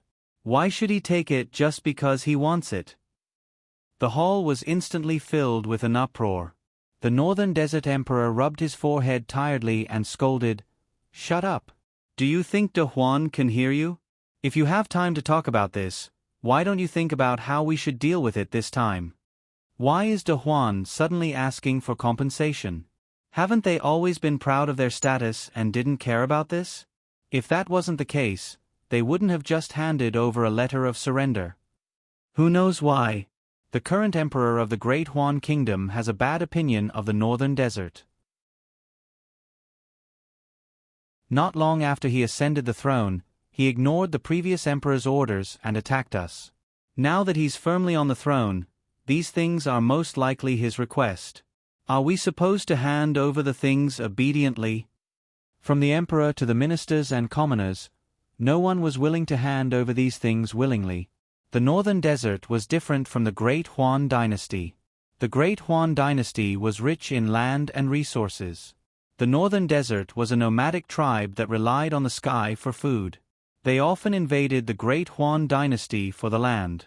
Knowing that the northern desert people wouldn't hand over these things willingly, the northern army had been keeping an eye on them and pressuring them. They had fought for so long and couldn't fight for nothing. Part of the compensation from the northern desert would be kept in the northern army. Shang Junlin expected the northern desert people's unwillingness to cooperate. "What does your majesty plan to do?" Shen Yu picked up the document from the northern desert and skimmed through it. "Now you know how to cry. Why didn't you do it earlier?" The northern desert emperor didn't know where he got the inspiration. This time he cried and said that the northern desert was also affected by the drought in the northern desert. They sent their troops south because they couldn't live anymore and wanted to find a way out for their people. Shen Yu only found it funny. They knew that De Huan wasn't easy to deal with and wanted to play the emotional card. Unfortunately, their wishful thinking was wrong.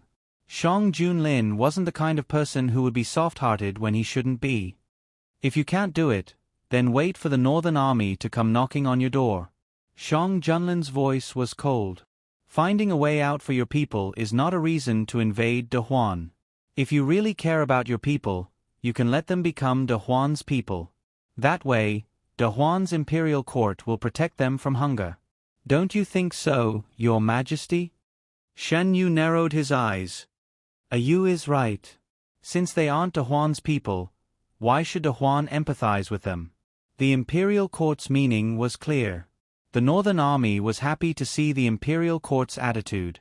They didn't like the northern desert for a long time.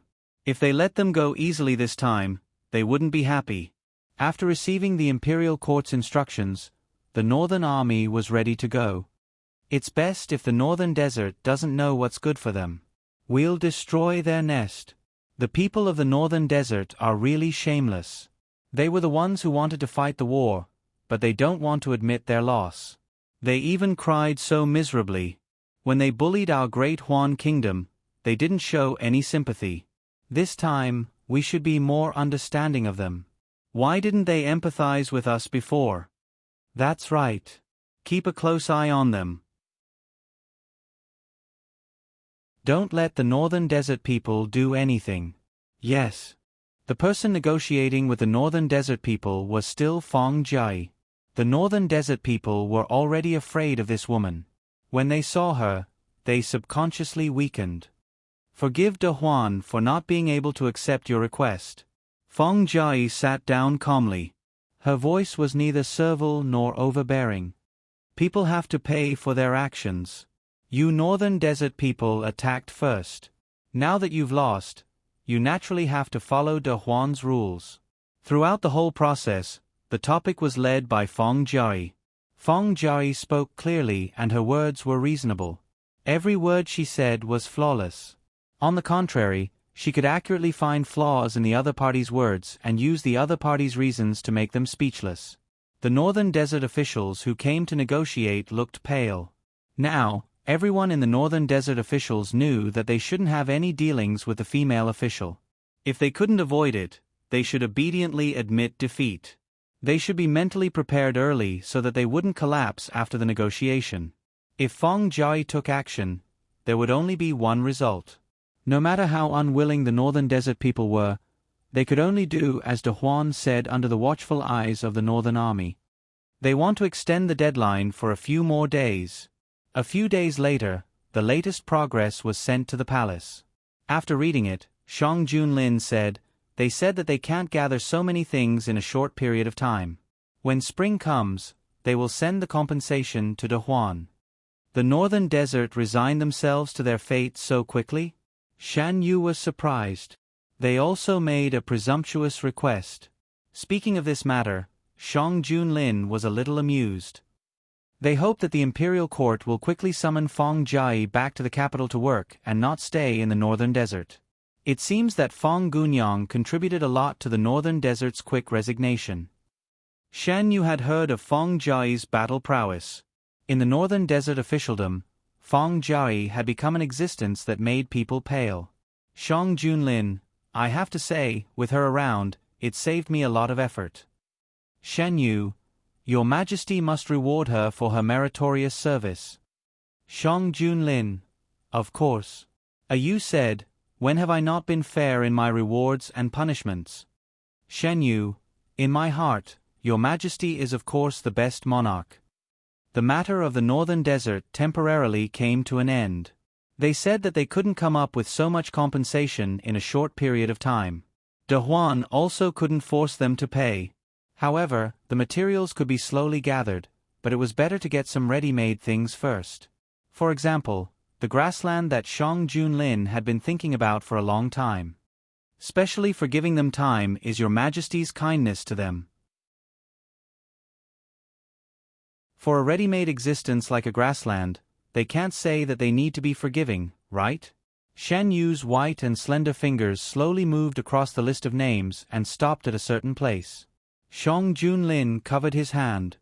Yu is right. Didn't they say that the people were trapped in hunger? When I take over, I will solve these problems for them.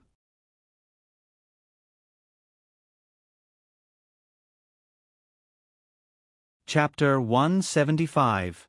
This list of compensation wasn't randomly made. It was made by the Ministry of Revenue based on the losses the Northern Desert had brought to the Great Huan Kingdom and the specific situation of the Northern Desert. It happened to be in the middle of a line that would make the people of the Northern Desert feel pain but not unbearable. As for the Northern Desert saying that they needed time to prepare, Shan Yu and Shang Junlin both knew that this was just an excuse. They didn't mean to force them into a corner and just pretended not to know. When the news reached the Northern Desert Emperor almost couldn't breathe. How could De Huan have the nerve to say that seizing their land was for their own good? The Northern Desert Emperor clutched his chest and felt his vision darken. Your Majesty! A servant hurried to support him. Your Majesty, are you all right? Someone come quickly. Call the imperial physician. Leaning on the servant's shoulder, the Northern Desert Emperor gritted his teeth and said, Call the ministers to discuss this. But, Your Majesty, your body. Just do it. I'll be fine after a while. Go quickly. The servant didn't dare to delay and hurriedly went outside the palace to call for people. The ministers were brought to the palace in confusion. Before they had time to wonder what happened, they were shocked by the sudden news. De Huan wanted them to hand over the pasture immediately.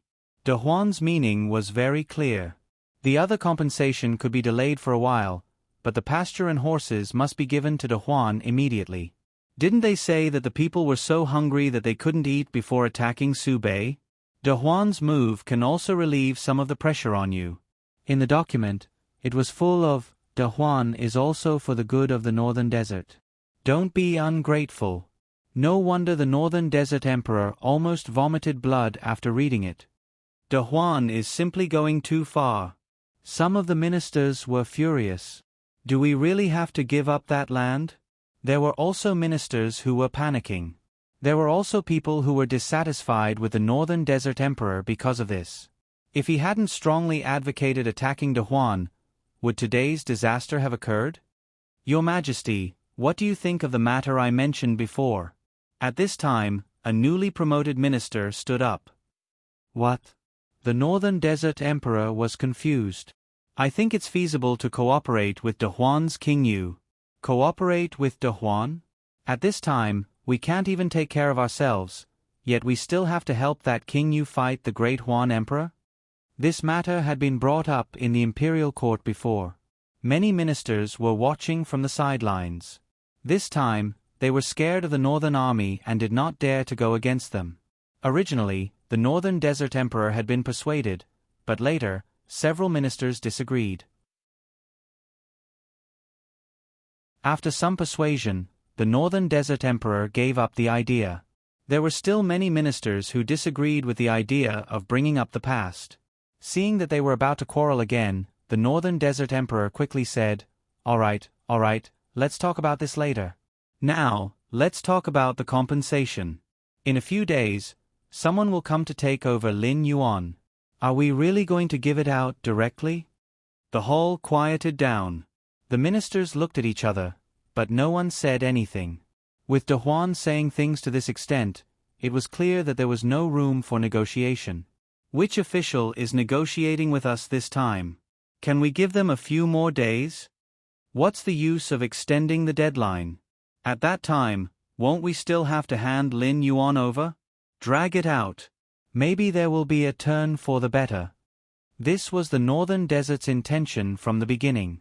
It was best to drag it out long enough for De Huan to completely forget about this matter. Then do you know which official De Huan's emperor gave the negotiation to this time? As long as it's not Master Fong from the Northern Desert, it doesn't matter who it is. Unfortunately, things did not go as planned. After 2 days, De Huan sent a message from the negotiator. Who is it?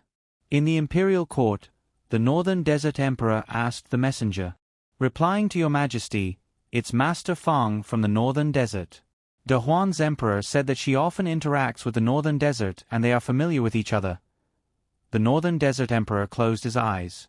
This was great. Not to mention that there was no room for negotiation, it was already good enough that they didn't give out more land. De Huan was really good. For a moment, the atmosphere in the imperial court was extremely cold. Zhu Wang, who had previously been placed in the palace to be served with good food and drink, had been locked up in a secret prison by Shang Junlin after a failed attempt to escape. Regardless of whether there was really something wrong with him or not, since he had already been caught, there was no reason to let him go in vain. In addition, this person seemed to know a bit about Shen Yu's background, so it was even more impossible for Shang Junlin to let him go. Feng Pingqi was beheaded after autumn, and the Feng family was implicated. All the participants were executed. Since then, the Feng family completely disappeared from the capital. As for the person who was caught with them, after confirming that he couldn't get anything out of him, Shang Junlin directly executed him. Because he tried to make a move on Shen Yu, Shang Junlin chose a less pleasant way for him to die. Shen Yu knew about this after everything had happened. On the day of the Feng family's punishment, many people went to watch the execution. This servant heard from the palace made that the people of the capital were very satisfied. Shen Yu picked up a leaf from Junling and looked it up and down. Everyone knows what he did. The bad official got the punishment he deserved. Naturally, they would feel satisfied. Tell Boss Yi that he can collect more articles about the punishment of corrupt officials. This servant understands. Mu Shi admired her young master more and more. It seemed that he didn't do anything, but he could see through everyone's heart. He could guess their behavior without any mistake. Come and take a look at this flower. Is it a little wilted? Shen Yu looked at the Junling in his hand and frowned slightly. Since it was in his hands, the Junling had been in good condition. Recently, he didn't know what happened, but it suddenly became wilted. Shen Yu found a palace maid who was good at flowers and plants in the palace to take a look, but she couldn't find anything. Mu Shi looked down and hesitated. Is it because it's afraid of the cold? There was a heavy snowfall recently, and the temperature suddenly dropped a lot. Move it to my palace first and let it rest for 2 days. If it still hasn't recovered, ask Imperial Physician Gu when he comes to take its pulse. Shen Yu walked around the greenhouse. Because Shang Junlin would send Shen Yu some flowers and plants from time to time, the size of the greenhouse was now more than twice as big as before. There were all kinds of flowers in the greenhouse. Some of them were worth thousands of gold, and some of them could be raised by ordinary people. Shen Yu treated them all equally. He arranged them according to their habits, and every one of them grew well. Mu Shi held the flowers and followed Shan Yu back to the palace. Shan Yu put the Junling in its original place, washed his hands, and went to the small study. In this palace, there were more and more traces that belonged to him. When Shang Junlin came back, the first thing he saw was a pot of flowers in the bedroom. The palace maid hurried to explain. Gue Jun said that the flowers are a little wilted, so he put them here for 2 days to see the situation. Shang Junlin nodded. Where is Gue Jun? Replying to your majesty, Gue Jun is in the small study. Shang Junlin did not stay and went straight to the small study. Shan Yu was looking at the map of the Great Huan dynasty. Shang Junlin often signed memorials here, and the map was also left by him. What's you doing? Your majesty is back. Shan Yu looked up. He's looking at the terrain around Hangzhou City. Shan Yu was a little concerned about the King of Yu in Hangzhou City. He guessed that the King of Yu was waiting for someone. After all, with the King of Yu's current military strength, it was basically impossible for him to succeed. The King of Yu would not throw his life away, and neither would the people behind him. Your Majesty, look over here. The mountain range stretches. If the King of Yu has a backup plan, he will most likely enter Hangzhou City from here. Shan Yu pointed to the west of Hangzhou City. Aside from the army surrounding Hangzhou City, I have also sent people to hide in the dark. The place that you mentioned has steep terrain, and it's easy to defend. If those people are really hiding in the mountains, it will be difficult to fight. How many people does the King of Yu have now? Around 100,000. These were all forces that entered Hangzhou City before the imperial court could react. After the imperial court sent people over, the forces that appeared one after another seemed to have disappeared, never to appear again. The King of Yu was waiting, and so was Shang Junlin. How many things did the previous emperor leave behind for the King of Yu? Shan Yu couldn't understand.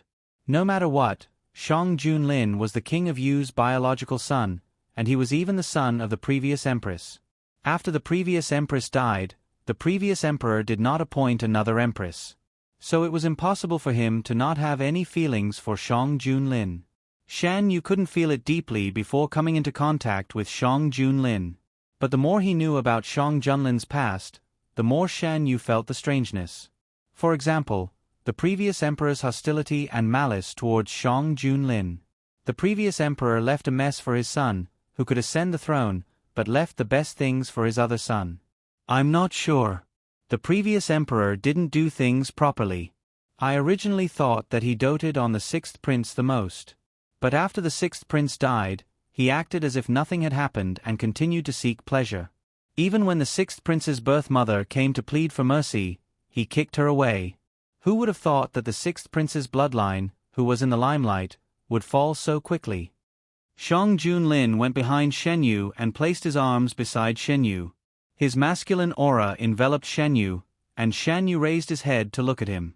Shang Junlin's lips curled up, and his tone was filled with sarcasm.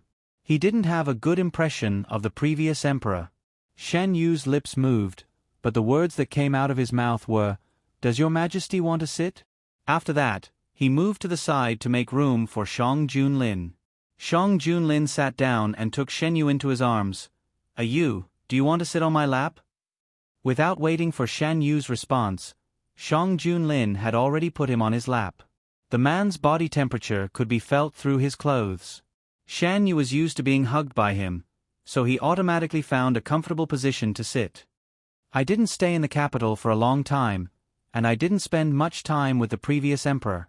The people who were in contact with the previous emperor were either killed by the other princes or by me. There were very few people left, and I couldn't get any information from them. I suspect that even the King of Yu himself didn't know what the previous emperor left for him. Shang Junlin picked up a strand of Shan Yu's hair and played with it in his hand. The previous emperor had always been on guard against the princes. The princes grew stronger, but the emperor grew older. When they were young, there might still be some familial affection. When the princes grew up, how many trials could this thin familial affection withstand? Will your majesty be like this in the future? Shen Yu knew that he shouldn't ask this question, but at this moment, he wanted to ask, so he asked. I won't have my own children. How can I be like the previous emperor? Unless... Shang Junlin put his palm on Shen Yu's lower abdomen. You can give birth to one for me. Your Majesty, do you think I have this ability? Shen Yu raised his eyebrows. If I work harder, you might be able to. Shang Junlin answered seriously. Shen Yu was speechless. I think your Majesty only wants to work hard for this process. Shang Junlin smiled and bit his ear. How do you know if you don't try?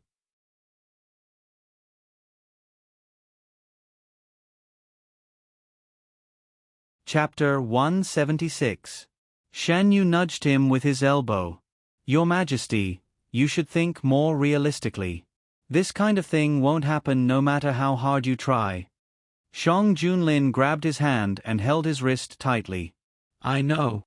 Shan Yu struggled but couldn't get rid of the man's shackles. Fortunately, he let him go. How's the situation in the northern desert? The northern desert has been unwilling to compensate. After hearing that Feng Jiai was the one who negotiated, several ministers claimed to be sick. The northern desert emperor lost his temper in the court and forced a few people to come out. Didn't the people who were chosen look bad? Of course. After the matter was settled, they scolded the officials who claimed to be sick in the court the next day. Even the northern desert emperor wasn't spared. Shen Yu could understand these people's thoughts. Feng Jiai was too powerful. At first glance, this kind of thing wasn't a good job. No matter how it was done, they would only be scolded. Not only that, they would also be tortured internally. Not many people were willing to do this. As an official, there were some who didn't care about their own interests, but there were very few. Obviously, the northern desert officials didn't belong to this group. In order to negotiate for the quota, the northern desert officials fought hard. But unlike others, they didn't fight for the quota, but the quota that they didn't go. The news spread to Subei. He Chengyu, Jiang Huiqing, Feng Jiai and the others gathered together. Some people couldn't help but laugh. The northern desert really thinks that Da Heng is easy to bully. Let's see if we don't peel off a layer of their skin this time. They were all new officials sent to Subei. Most of them were still young and had ambitions in their hearts. In Subei, they had endless opportunities to show off their skills. They were happy to do anything that could make the people of the northern desert unhappy. Lady Feng is truly a woman who doesn't lose out to men.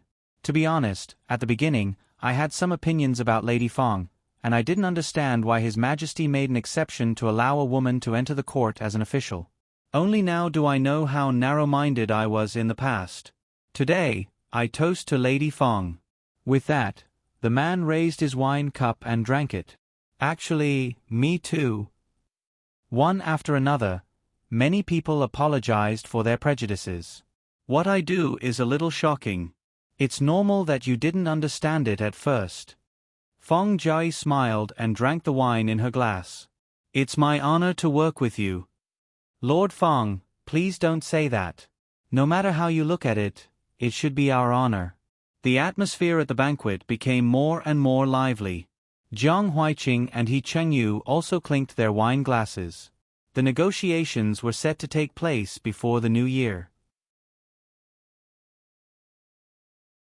The Dahuan Imperial Court wanted the negotiations to be completed before the new year so that the Lin Yuanren could have a good new year. There were quite a few people living in the forest plains.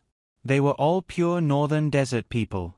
The Imperial Court had argued several times about whether or not to take them in.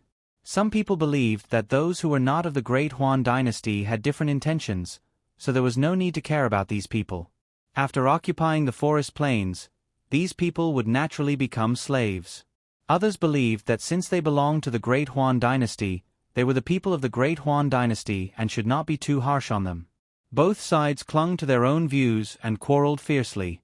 But this matter would not affect the acquisition of the forest plains from the northern desert people. Everything was ready.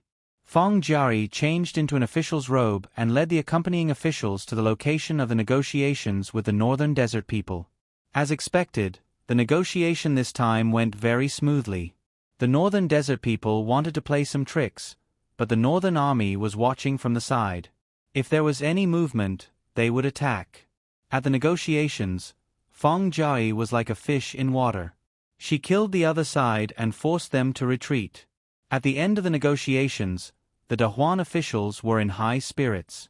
Fong Jiari's face showed that she still wanted to continue. On the other hand, the northern desert officials were all ashen-faced and dispirited. On the spot, Fong Jiari had them sign an agreement. From this day on, the forest plains belonged to the Dahuan dynasty.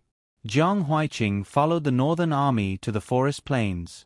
Before the imperial court officially appointed officials, the northern desert officials would temporarily govern this land. Many of the northern desert people who originally lived in the forest plains had moved away. Those who were left behind were ordinary herdsmen and abandoned slaves. Some of these slaves came from the Dahuan dynasty. After Jiang Huiqing brought people over, the first thing he did was to find the Dahuan people. After checking their backgrounds, he sent those who were willing to return to the Dahuan dynasty. Those who were unwilling to leave could continue to work in the forest plains. Shang Junlin did not hide his intentions. Soon, the forest plains would become the exclusive horse farm of the Dahuan dynasty. After Jiang Huiqing and the others went over, they needed to deal with any hidden dangers in the forest plains in advance. Congratulations, Your Majesty. You got what you wanted. Shan Yu put down the booklet from the northern desert and put his hands on the table. There are still many follow-up issues to deal with. Jiang Huiqing is a careful person. He has considered many problems in the forest plains, Shang Junlin said as he read through the booklet. What does Your Majesty plan to do with the northern desert people who stayed in the forest plains? Shen Yu asked. Observe them for a while. If they are loyal, I don't mind letting them live in the forest plains. The forest plains and the northern desert are close. Shen Yu looked down and thought. Is there a precedent of intermarriage between the two sides? Yes, there is. Why did you mention this? The officials have been arguing about whether these people should stay or leave. They are worried about all kinds of problems. In the end, isn't it because these people are northern desert people? What if one day, they admit that they are Dahuan people from the bottom of their hearts?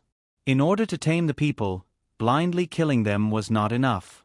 The estrangement in their hearts had to be broken. They had to be tied to the Dahuan dynasty. They were bound together for good or ill. Only when the interests of the people were completely in agreement could some situations be prevented. Shan Yu slowly expressed his thoughts. Your Majesty, you can encourage them to intermarry with the Dahuan dynasty and let them get used to speaking the Dahuan language. You can send teachers from the Dahuan dynasty to teach their children. When this group of people grow old and the younger generation who have been educated by the Dahuan dynasty grow up, will they still admit that they were once northern desert people? Shang Junlin thought about Shen Yu's words. After a few generations, they will completely abandon their identity as northern desert people and truly integrate into the Dahuan dynasty. Yes, this method will take a long time. But it was gentler than any other method. The problem that the imperial court had been arguing about for many days had been solved. It was getting closer and closer to the end of the year. There was still no movement from the King of Yu. In the northern desert army, the general who had returned to the capital to report on his work was ready to leave. Gu Huai was among them. They should have left earlier, but they had been delayed for a while to deal with the northern desert matters. When they left, it was already very late. They were in a hurry. Coming back with Gu Huai was the general who had a good relationship with him. Now he was his adjutant. I have never been to the capital. General, is the capital really as prosperous as the rumors say? The adjutant couldn't help but ask during the journey. It is very prosperous. You will know when you see it. The closer they were to the capital, the more difficult it was for Gu Huai to calm down. After the war with the Northern Desert, he wrote a long letter to Imperial Physician Gu. In the letter, he explained part of the reason why he joined the army and what happened in the Northern Desert. When he left, it seemed that he left without saying goodbye. Although he wrote a letter later, Gu Huai was still worried that Imperial Physician Gu would be angry. The capital was very lively. In order to welcome the coming New Year, the shops and stalls were filled with New Year's items. People came and went in the streets and alleys. It was very lively. After the result of the negotiation with the Northern Desert came back, the people in the capital talked about one more topic. Have you seen the report this time? The Northern Desert people really think we are easy to bully. They still want to delay and say that they can't gather the materials. I think they want to renege on the debt. Maybe they think that if they delay for a long time, we will forget about it. But no matter how nicely they say it, we will not be fooled. Why should we give up something that belongs to us? Isn't that so? Master Fong of the Northern Desert is really powerful. After so many times, won't the Northern Desert people tremble when they hear her name? Ha ha ha ha, they also have a day like this. Master Fong's way of doing things is really satisfying. You don't need to be too kind to your enemies. I have a rumor here. Do you know? The Northern Desert people wrote a letter to our emperor asking him to transfer Master Fong back to the capital. She can't stay in the Northern Desert. They can't take it. Ha ha ha ha. Really? My uncle works in Master Duan's house. How can the news from there be false? Imperial Physician Gu walked on the street and heard all kinds of discussions. When talking about the Northern Desert, there was no lack of people talking about the battles that Gu Huai participated in. The Gu Huai in these people's mouths was not the same person as the younger brother he had been with for several years. He always felt that it was unreal. Imperial Physician Gu stopped in front of a small stall. The stall was full of different kinds of lanterns. In the past, when he was busy, it was Gu Huai who bought these things. This year, Gu Huai was not here, so the house had been deserted. Do you want a pair? Don't be fooled by my small stall. My lanterns sell very well. Imperial Physician Gu stopped for a moment. Under the enthusiasm of the stall owner, he bought a pair back. Every household began to prepare for the upcoming New Year. The palace also began to decorate. Without needing Shang Junlin and Shen Yu's instructions, Eunuch Meng had already arranged for people to decorate the palace. In Yuzhong Palace, Shen Yu leaned on the soft couch and watched the palace servants bustling in and out. Young master, take a look and see if there is anything that needs to be changed. Mu Shi came in with a hot drink and put it beside Shen Yu's hand. The sweet smell floated along with the hot air. Shen Yu looked at the cup and asked, "What is this?" This is the milk soup newly developed by the small kitchen. It is made with fresh fruits and milk. Young master, try it and see if you like it. Shan Yu was used to the new products that the small kitchen sent from time to time. He took a sip and the milk and fresh fruits perfectly blended together. The taste was sweet but not greasy. It was the taste that Shan Yu liked. After drinking the milk soup in the small bowl, Shan Yu stood up and looked around. You have decorated it well. There is nothing to change. While talking, Shang Junlin, who had just finished the morning court, came in. Something happened in the court today. It is about Duke Shunbei. Do you want to hear it? Shang Junlin untied his cloak and threw it to Eunuch Meng. What happened to Duke Shunbei? In this life, Shan Yu did not pay much attention to Duke Shunbei's family. At first, he asked people outside to keep an eye on Duke Shunbei's residence and report to him from time to time. Later, he simply handed this matter over to Mu Shi. If nothing important happened, he was too lazy to care. Today, Duke Shunbei asked the court to appoint an heir. Shang Junlin's voice was slightly deep. An heir? Besides me and Shen Qingran, Duke Shunbei has other children?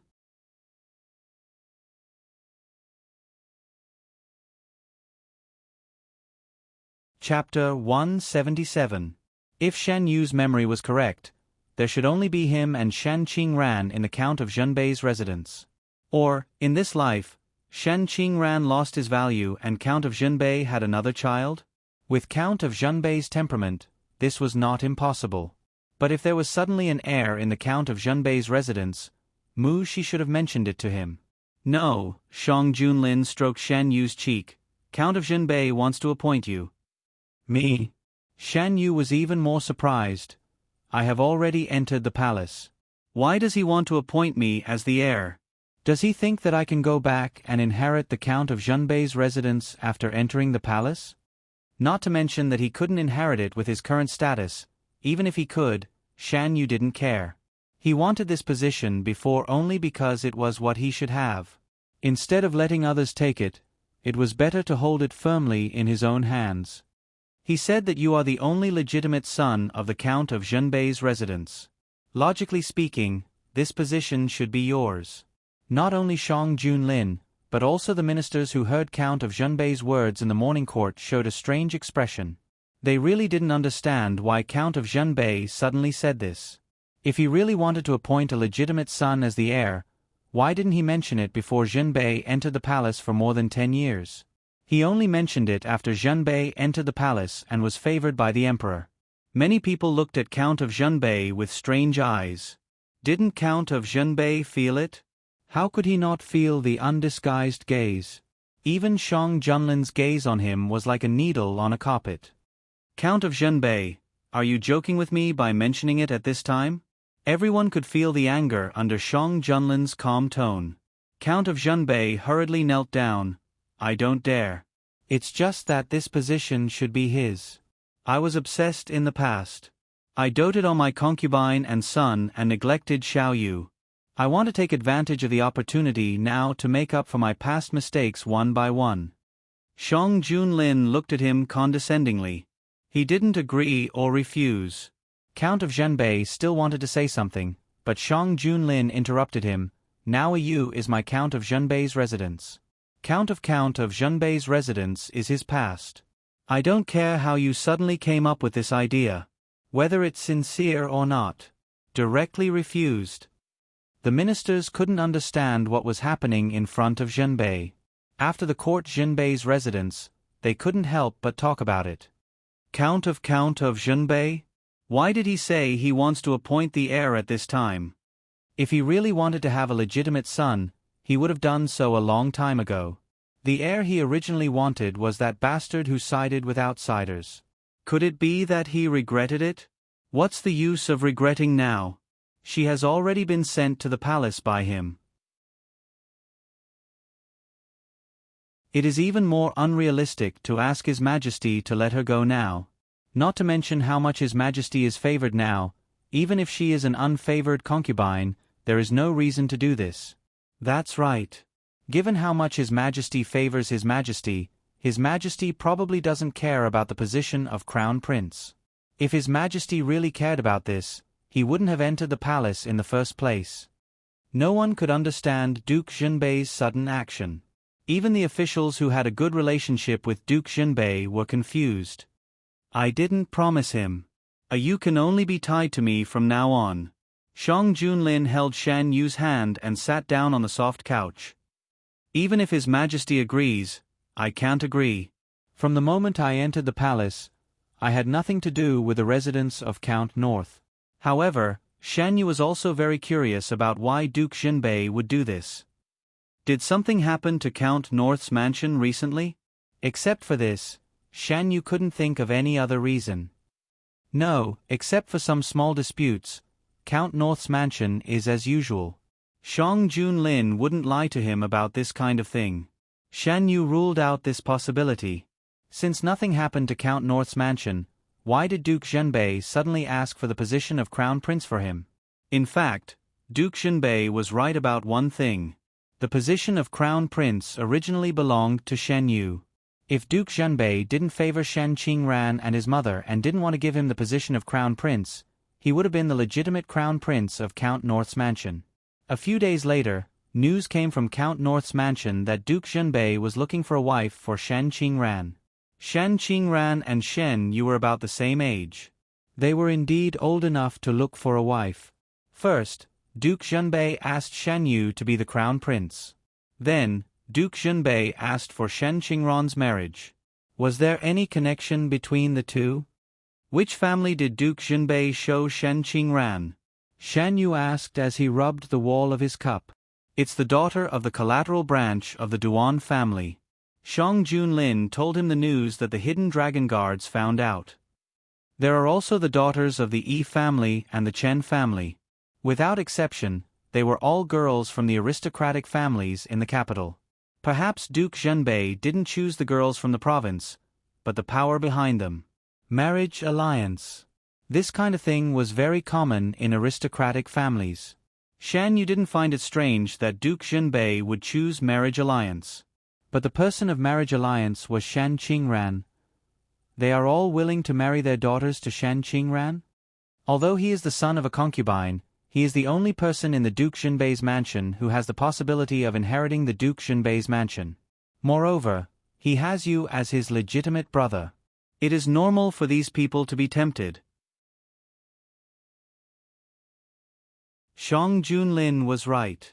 Not everyone knew about the grudge between Shen Yu and the Duke Zhenbei's mansion. In the eyes of outsiders, although Shen Yu and the Duke Zhenbei's mansion weren't close, they weren't at the point of killing each other. No matter what happened in between, it couldn't change the fact that he was the legitimate son of Duke Zhenbei. Even fewer people knew about the grudge between him and Shen Qingran. Before entering the palace, Shan Yu lived in seclusion and didn't have a strong presence in the capital. Shen Qingran wasn't stupid enough to go around telling everyone how he bullied his legitimate brother in the Duke Zhenbei's mansion. Duke Zhenbei's mansion. After many days, Duke Zhenbei once again stepped into Shen Qingran's courtyard. After being locked up for a period of time, Shen Qingran was much more well-behaved. 2 months ago, Duke Zhenbei lifted his confinement. He could move freely in the mansion, but he couldn't leave the mansion. Shen Qingran also understood that Duke Zhenbei didn't have any old affection for his father. When you were useful to him, he would treat you well. When you were useless, he would kick you away without any mercy. Father, why are you here? Shen Qingran learned how to disguise himself after bumping into a wall so many times. You have reached the age of marriage.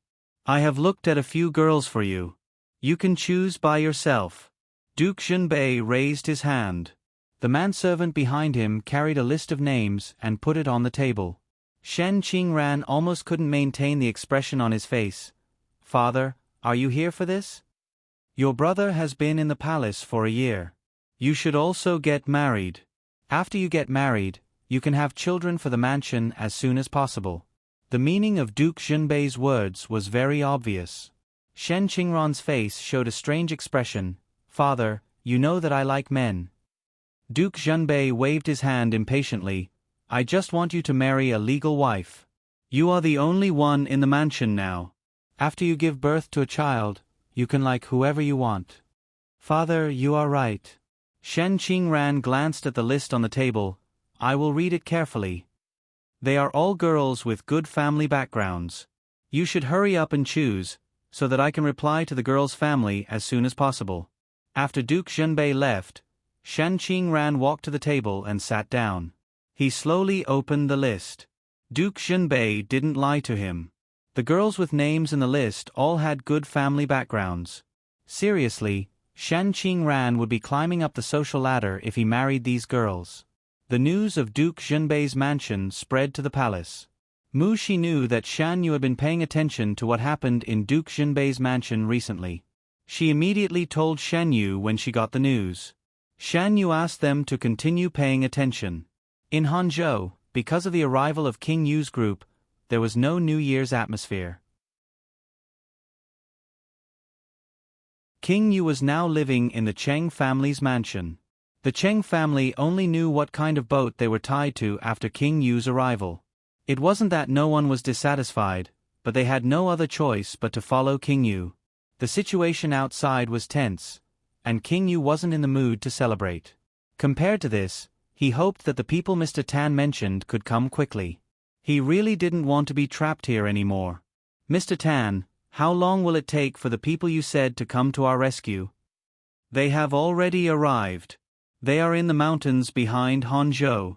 They have to wait for a suitable time to attack from both inside and outside and break out of the encirclement. Hearing this, King Yu's heart slowly fell. Where are my people? Did Mr. Tan come to their rescue? According to Mr. Tan, the reason why the people came so late was to take a detour to bring the forces that King Yu left in his fief over. Don't worry, Your Highness. They are already on their way. King Yu knew that what he did would bring big trouble. Before he was 100% sure, he was very careful not to let the imperial court notice that something was wrong. It was convenient for them at this time. The imperial court didn't know where King Yu's forces were. Those people were hidden very well. Even if they sent people to Yuezhou, they wouldn't be able to find them in a short time. Mr. Tan took the tea from the maid and took a sip. There is one more thing. Recently, my people received a special cooperation invitation.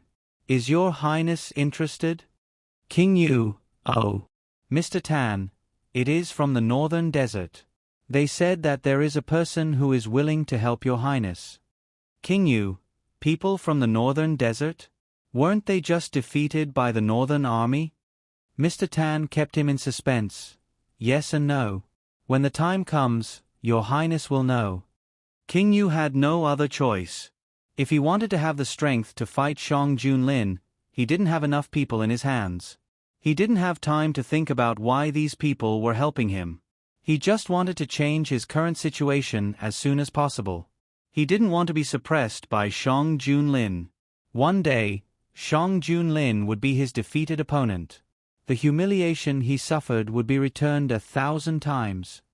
Young master, the people we sent to Hangzhou have sent back news. King Yu seems to have 2 forces in contact. At noon, Mu Shi came in with warm water. Shan Yu washed his hands and used a handkerchief to dry them. I know.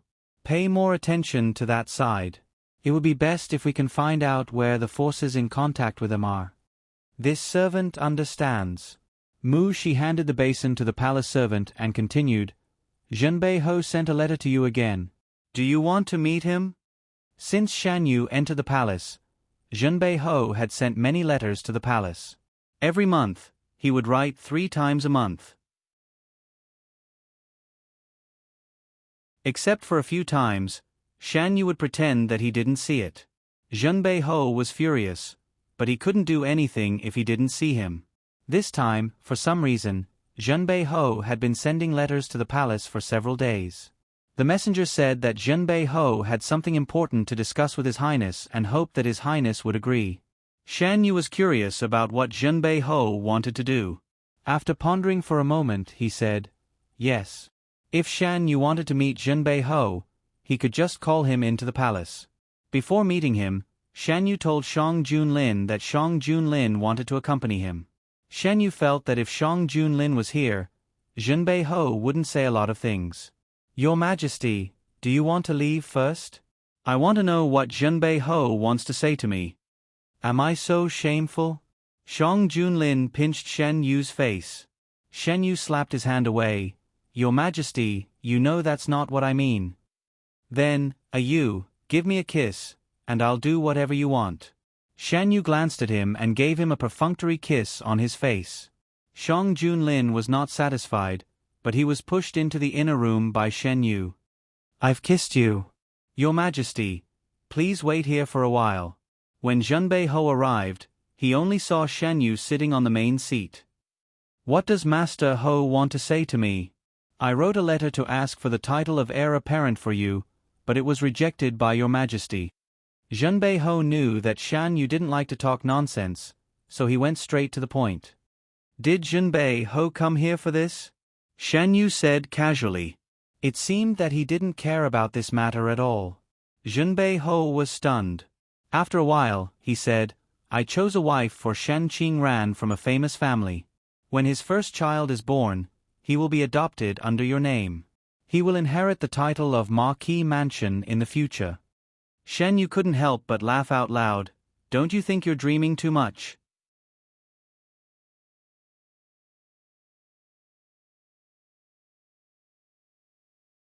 Chapter 178. Through a child, He was completely tied to the Count of Junbei. Did he really think he was stupid? Not to mention his current identity. If he adopted his child, wouldn't he also become His Majesty's child? I just want to correct the mistakes of the past. The heir of the Count of Junbei must be from the direct line of descent. I only have 2 sons in my life, but you entered the imperial palace. Shan Yu was impatient to hear him say these words. Didn't you want to make Shen Qingran the heir of Junbei before? It's the same to make him the heir now. How can it be the same? Count of Junbei was a little anxious. Only you are the only legitimate son of the Count of Junbei. It turns out that you also know that only I am the legitimate son, Shen Yu sneered. When concubine Ru and her son were in power, you didn't say so. I thought that in your heart, whether you are the legitimate son or not is not important at all. I know that you have been blaming me for the past. I don't dare. If Count of Junbei only comes for this matter, I advise you not to make trouble and don't harm other people's good girls. No matter what plan you have in mind, I won't agree to the adoption. Count of Junbei was a little embarrassed when he was rejected by Shen Yu mercilessly. I know that you don't like Shen Qingran. When the child is born, I will make sure that Shen Qingran never appears in front of you, and the child will not know who his biological father is. Let me tell you this. In fact, I don't want to continue my bloodline at all, and I don't want to have a child for no reason. Now I am a noble. Count of Junbei, have you thought about what this means? It means that my child will also be His Majesty's child. Why do you think that the courtiers are willing to see His Majesty have a child who is not related to his bloodline? You don't want a legitimate heir, but an heir who can have a relationship with His Majesty because of me. Shan Yu looked directly at Duke Junbei, as if he wanted to see through his heart. Marquis Junbei's face turned red. He really thought so. He didn't want the power of Marquis Junbei to fall into the hands of others. The only candidates he could choose were Shen Yu and Shen Qingran. He originally wanted to ask Shen Yu to be the heir and find a way to adopt a child for him. In the future, this child would inherit the Marquis manor. However, His Majesty didn't agree. He could only skip this step and directly jump to the next step. The matter of appointing Shen Qingran as the heir was no longer within the scope of his consideration. Not to mention that Shen Qingran's identity as a concubine's son could not inherit the Lord Protector's manor. Even if he could, Count North Marquis would not be willing to hand over the Lord Protector's manor to him. What he wanted was for the Lord Protector's manor to become better and better. He didn't want the Lord Protector's manor to become someone else's.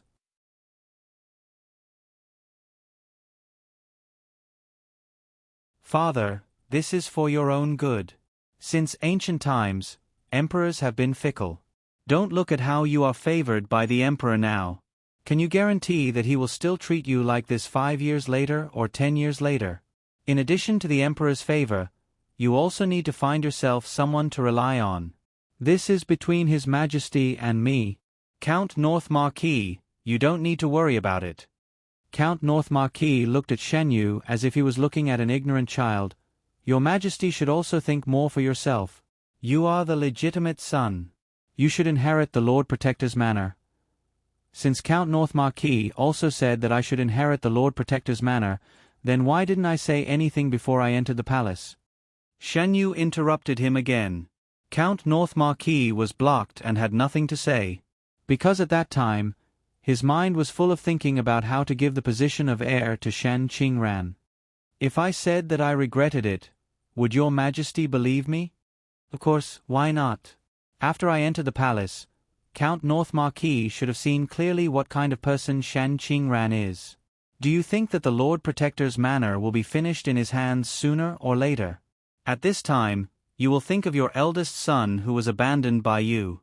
Comparing the two, the advantage of the legitimate son is more obvious. Regret was the easiest emotion for people to have. It was also the most helpless emotion. I know that it is too late to say anything now, but today's matter is not something that your Majesty can say no to. The heir of the Lord Protector's manor must be from the legitimate line of descent. According to the law of Dahuan, whether Shan Yu entered the palace or not, Shen Qingran was not qualified to inherit the Lord Protector's manor. Count North Marquis only had one legitimate son, Shen Yu. If Shan Yu could not inherit the Lord Protector's manor, he could only choose from the next generation of Shan Yu. From a certain point of view, what Count North Marquis said was also true. Count North Marquis is old but vigorous. It is not a problem for you to have another legitimate son. Before I entered the palace, I also said that I can ask His Majesty to grant me a marriage. Compared to what I said before, isn't it better for you to have one yourself? Shan Yu did not hide his sarcasm in his tone. Count North Marquis was so angry that his neck turned red. He thought that Shan Yu would not agree, but he did not expect that Shan Yu would treat him so harshly. When did this situation start?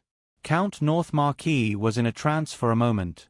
It seemed that he woke up after fainting when he heard that he was going to enter the palace. Is this how you talk to your father? Count North Marquis's expression changed a few times. Am I not telling the truth? If you want someone to inherit the Lord Protector's manor, it is better to have another legitimate son.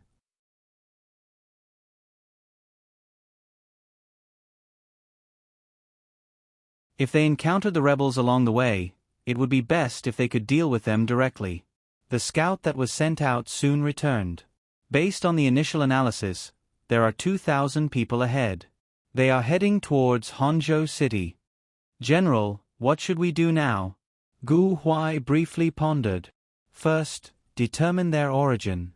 If they are with King Yu, deal with them on the spot. Yes. It took some time to deal with the 2,000 people. He had no idea if it was because of the path that they chose. Ever since they encountered the first batch of King Yu's men, they would encounter them one after another. Under the moonlight, Gu Huai wiped his sword. The adjutant took a sip of water and said, "According to this speed, we won't be able to reach the capital on time. Will the imperial court be unhappy with us for bringing our men out?" The adjutant's worries weren't unfounded. Although 5,000 men wasn't a lot, it wasn't a small number either. The imperial court had given them plenty of time. If it wasn't for dealing with King Yu's men, they wouldn't have wasted so much time.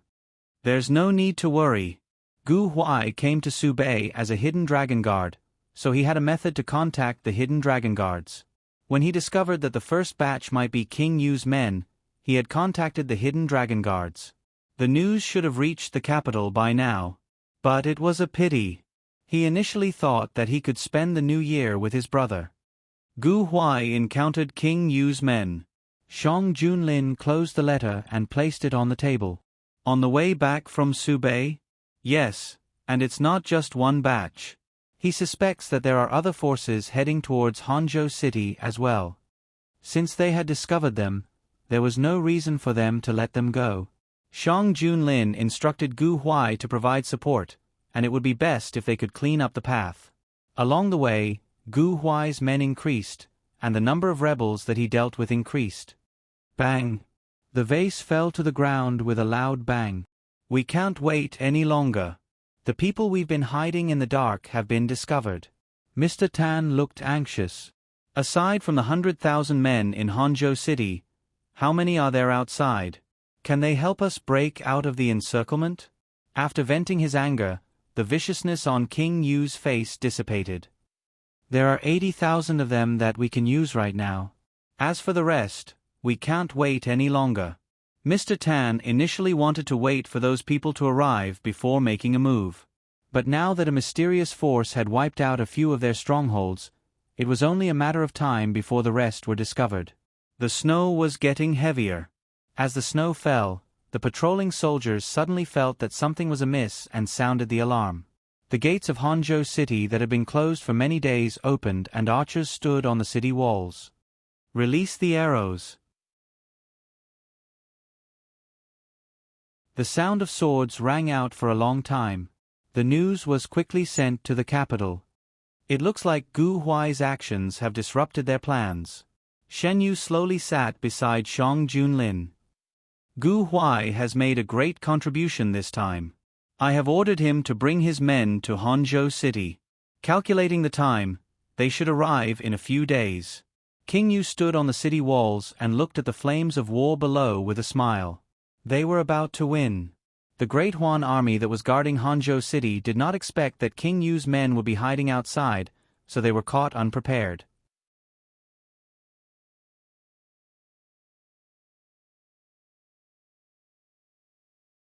Chapter 179. There were no signs before Hangzhou City launched their attack. If it wasn't for the soldiers that were prepared, they would have suffered a great loss. The disparity in strength between the two sides wasn't great, and the situation was in a stalemate until another unknown force joined the battle and attacked the Great Huan army from the back. Being attacked from the front and back, the Great Huan army was caught off guard and fell into a disadvantage. The appearance of the first unknown force seemed to have flipped a switch, and for the next few days, more and more soldiers appeared. The imperial court estimated that the King of Yu had 100,000 soldiers, and the soldiers that came to encircle the Great Huan army was based on that number. But now, a bunch of people that were loyal to the King of Yu had appeared out of nowhere, and the Great Huan army couldn't hold on any longer.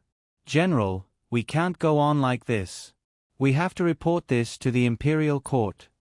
"We have already reported it, and the imperial court has also sent someone over. But it will take some time for them to arrive. We have to hold on during this period." "Yes." War was never a game, and the Hangzhou city that was engulfed in the war was practically destroyed. Roars and cries rang out endlessly. The snow was cold, but the blood was warm. Countless people fell, and countless people stood up. Behind them were their citizens, and they had to use themselves to build the strongest city wall. When the news reached the imperial court, it caused a huge commotion. "Didn't they say that there were only 100,000 soldiers? What's with the extra 100,000? Send reinforcements. We can't let the King of Yu succeed." Countless orders were sent out, and they were executed at the fastest speed. At this moment, everyone was standing on the same battle line. Gu Huai received a secret order from the hidden dragon guards along with a tiger tally that could be used to mobilize troops along the way. Now, it was handed over to Gu Huai by Shang Junlin. When Gu Huai left Subei, he brought 5,000 soldiers with him, and now he had no less than 100,000 soldiers. Not many people in the imperial court knew that Shang Junlin wanted him to change the route to Hangzhou City. On the surface, Shang Junlin even sent another general over to provide reinforcements. The sudden war broke the festive atmosphere of the new year. For a moment, the entire capital became solemn. To prevent any accidents from happening in the capital, they had to leave a sufficient garrison in the capital, and the number of people that could be sent out was limited. Compared to transferring troops from the capital, Shang Junlin was more inclined to transfer troops from the vicinity of Hangzhou City. During this period of time, Shang Junlin had been very busy. The time he spent in Yuzhong Palace was greatly reduced. If he was not discussing matters in the imperial court, he was discussing matters in the imperial study. "Young master, are you not worried?" Mu Shi vaguely knew a little about the grudge between his young master and the King of Yu. Now that the King of Yu had rebelled, not to mention the ministers, even the palace servants were somewhat uneasy. On the other hand, Shan Yu was still the same as before. "There's nothing to worry about. I believe in your majesty." Shan Yu fiddled with the leaves of the Junling, and didn't even raise his head. After being placed in the bedroom for a few days, the Junling regained its vitality and was no longer listless. Shan Yu moved it back to the greenhouse, but it started to wilt again after 2 days. Shan Yu had no choice but to bring it back to the bedroom. They have already investigated the matter that young master instructed them to investigate. There are some clues now. One of the connections between the King of Yu and the outside world is connected to the northern desert, and the other one has yet to be found. Sure enough, the King of Yu has formed a relationship with the northern desert. Are there any northern desert people among the troops that came to Hangzhou City? Currently, there aren't any. The news that came from the other side is that both sides have yet to reach an agreement. It's a good thing for the Great Huan Kingdom. The northern desert couldn't even take care of themselves, so how could they be in the mood to help the King of Yu? The reason was that the Emperor of the northern desert wanted to send troops to help the King of Yu, but the other members of the royal family didn't agree. Seeing that they couldn't persuade the Emperor, they simply contacted the ministers who didn't agree and killed the Emperor. Now that the northern desert was fighting for the throne, they couldn't find the time to get involved in the Great Huan Kingdom's matter. The mastermind behind the scenes didn't expect such a change in the middle of the process. His men finally convinced the former emperor of the northern desert to send troops, but they were killed in the blink of an eye. He was also imprisoned because of this.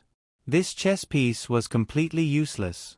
The King of Yu and Mr. Tan, who were in Hangzhou City, were still waiting for the Northern Desert's reply.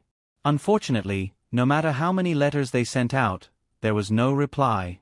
Fortunately, they didn't place their hopes in the Northern Desert, so the lack of reply didn't affect them much. After waiting for a long time, the King of Yu finally saw his subordinates. His confidant also came with him. "I finally see the king." In the study room, the confidant bowed to the King of Yu. "Everyone, please rise." The King of Yu first expressed his concern before asking about the situation in Yuezhou. Fortunately, His Highness sent people there in time. If they were late, we would have been trapped in Yuezhou. The officials sent by the imperial court this time were very difficult to get rid of. If it weren't for Mr. Min and Mr. Tang, we wouldn't have been able to get out. What about them? The King of Yu had a vague idea in his heart, but he held on to a tiny bit of hope that he was wrong. They stayed in Yuezhou so that we could leave smoothly. If they stayed at this time, it would only end in disaster. The study room fell into a long silence, and some people's eyes turned red. After a long time, the King of Yu said in a hoarse voice, "I will remember the kindness of the two gentlemen. One day, I will avenge the two gentlemen." It was time for Imperial Physician Gu to take Shen Yu's pulse again. Shen Yu was recuperating well and his body was much better than before. He also took less medicine. Although it couldn't be cured for the time being, Shen Yu was very satisfied with the result. After taking the pulse, Imperial Physician Gu adjusted the prescription slightly. The new prescription is to take it once every 2 days. After a while, you can stop taking medicine. Nothing made Shen Yu happier than this sentence. After his rebirth, he had taken medicine for almost a year. He felt that the medicine was going to be salted soon. "Thank you, Imperial Physician Gu. Mu Shi, bring the small box I prepared earlier and give it to Imperial Physician Gu." Mu Shi obeyed. After a while, she came back with a small box. "Take it as a thank you for taking care of me for the past year. This is a small token of my appreciation. You must accept it." "You don't have to. His Majesty and you have given me many rewards. This is my duty. You don't have to do this." In the end, Imperial Physician Gu accepted Shen Yu's gift. Thinking of Junling, who had been acting strangely recently, Shen Yu told Imperial Physician Gu about its situation. I have never encountered such a situation. Let me go back and check if I can find out the reason." When Shang Junlin came back, the sky was already dark. Shen Yu was writing something under the lamp.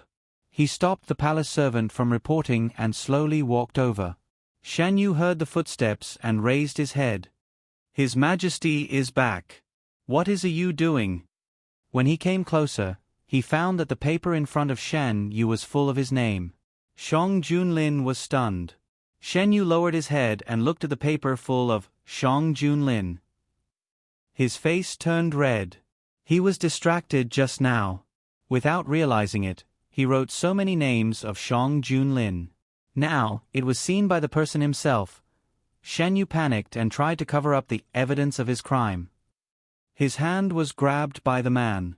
Shang Junlin rescued the paper from Shen Yu's hand and put it aside to dry. The ink on the paper was not dry yet. Shen Yu was a little dizzy because of his actions just now. He only had time to say one word. Shen Yu's eyes suddenly widened. He felt a warm touch on his lips. The man's kiss was fierce and urgent. It was as if he wanted to swallow him whole. The tip of his teeth touched his soft lips. There was a tingling pain and a faint smell of blood. The blood droplets were swept away by the tip of his tongue. Tasting the blood, the man's movements became gentler. His waist was tightly held. The man's other hand covered the back of his head. Shen Yu couldn't escape. He was forced to raise his head and accept the man's deepening kiss. It was as if a large number of white flowers exploded in front of his eyes. All of his senses were focused on his lips. He felt that his lips were being crushed. The pain where he was bitten disappeared and another feeling came. After a long time, Shan Yu was finally released. His vision turned black and he had to rely on the man's strength to stand firm. Shan Yu leaned his forehead on the man's shoulder. He slowly calmed down his breathing. The man's breathing was a little heavier than usual. One of his hands was wrapped around Shan Yu's waist. The other hand, which was originally placed behind Shan Yu's head, moved to the side of Shan Yu's face. He rubbed the skin on the side of Shan Yu's face. "That piece of paper, give it to me." "What does your Majesty want that for?" Shan Yu just wanted to destroy the evidence. Naturally, he wanted to collect it.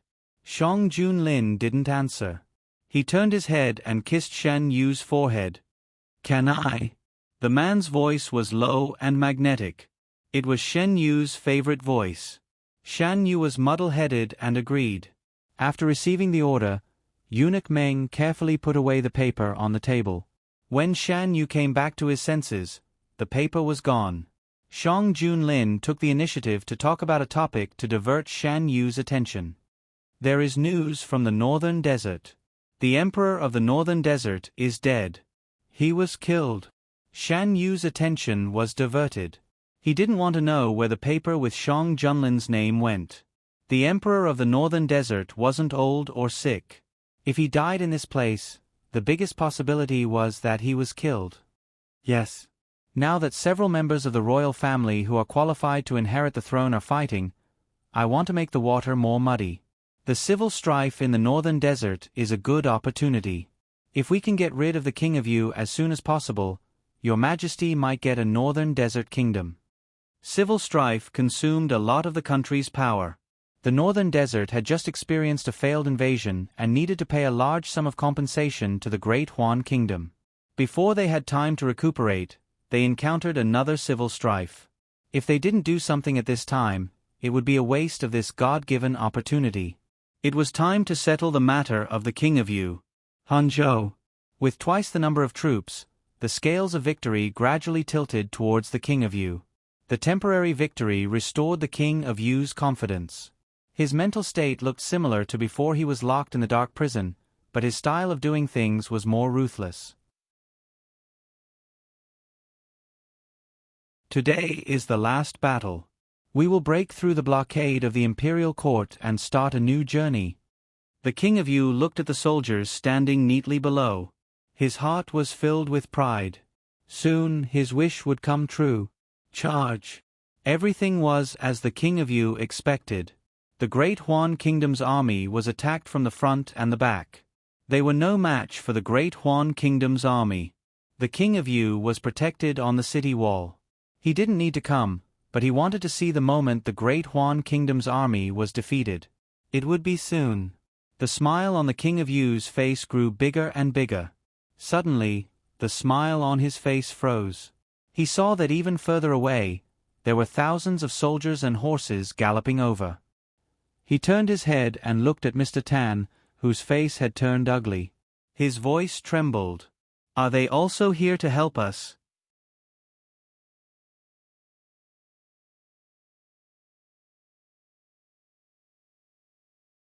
Chapter 180. Mr. Tan's expression had already explained everything. King Yu felt as if he was thrown into a bottomless abyss. A chill rose from the bottom of his heart and spread throughout his body. His hot-bloodedness from before instantly turned cold. King Yu refused to accept the truth before him. Just when he thought that he had seen the light, someone slammed the window shut and told him that it was all fake. No one could accept that. King Yu unconsciously tightened his grip on Mr. Tan's shoulder.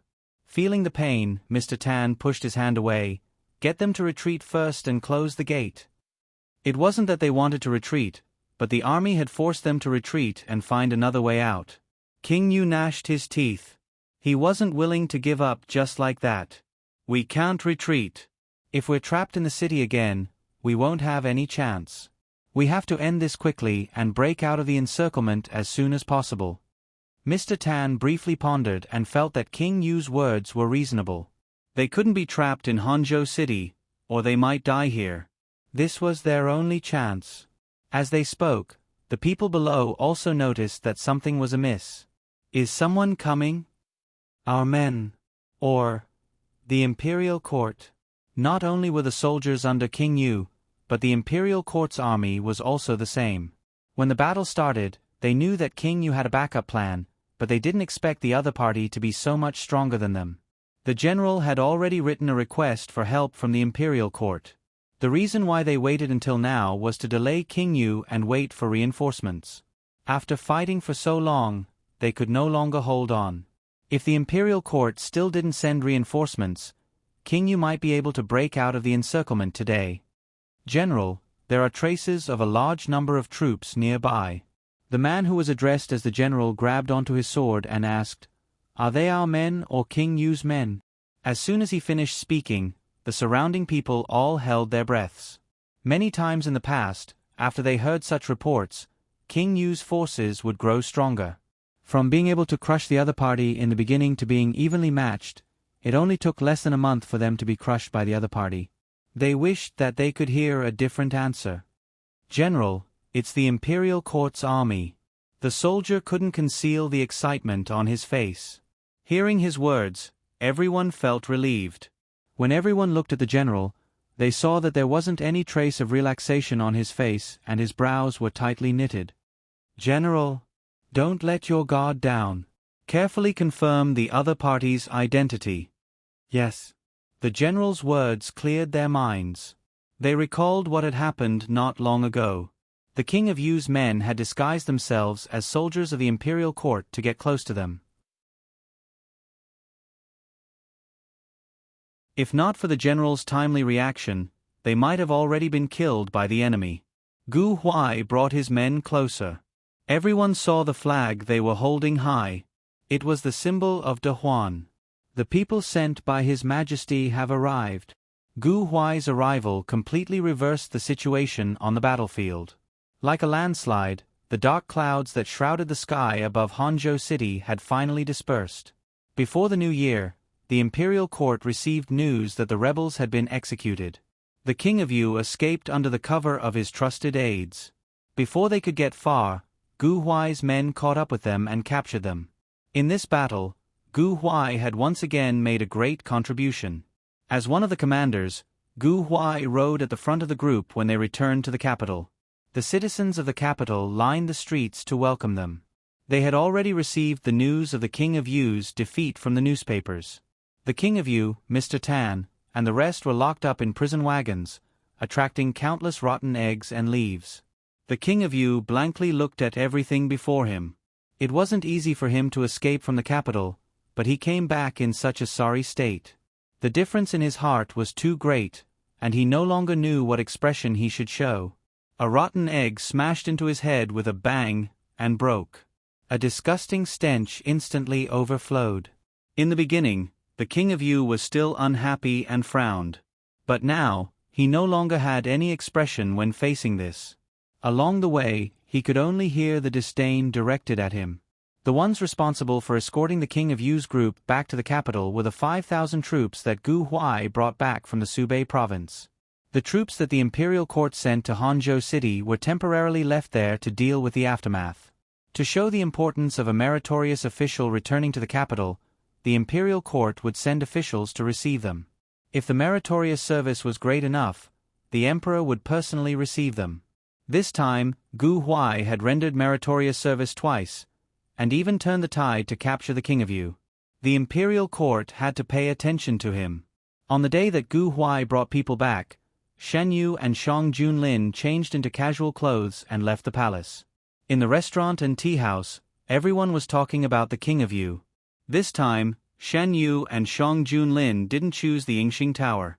Instead, they chose another tea house and asked for a private room on the second floor by the window.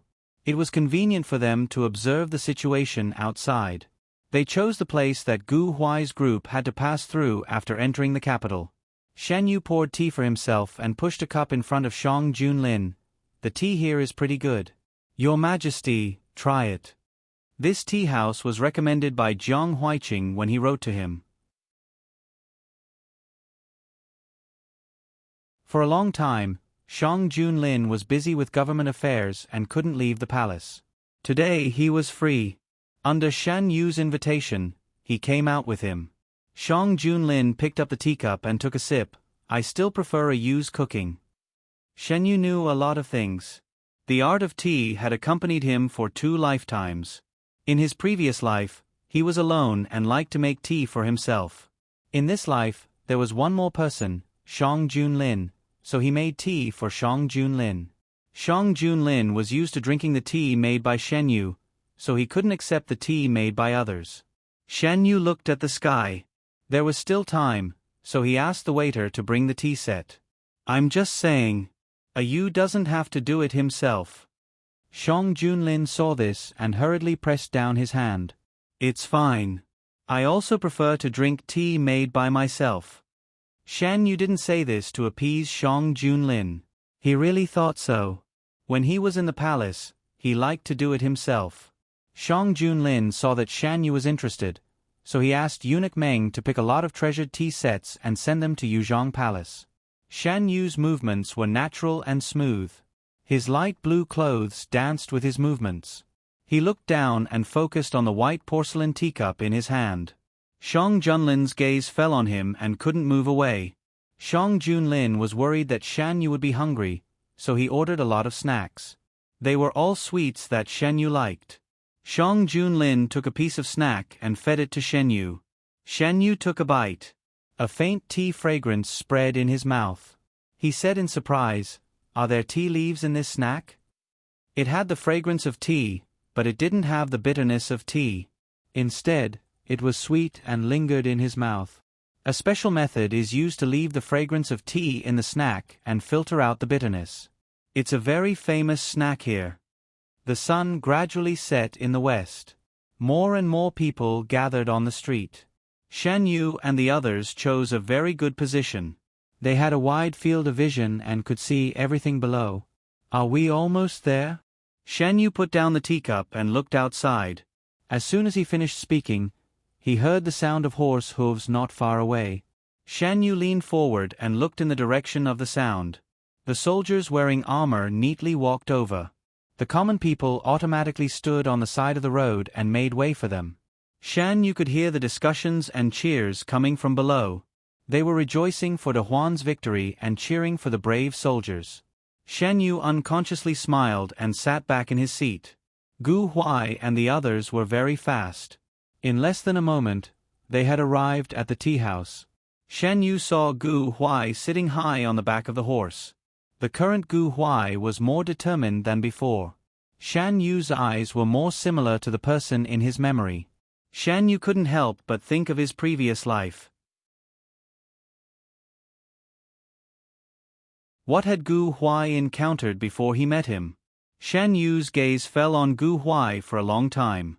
Shang Junlin discontentedly pinched his chin and saw the sadness in his eyes.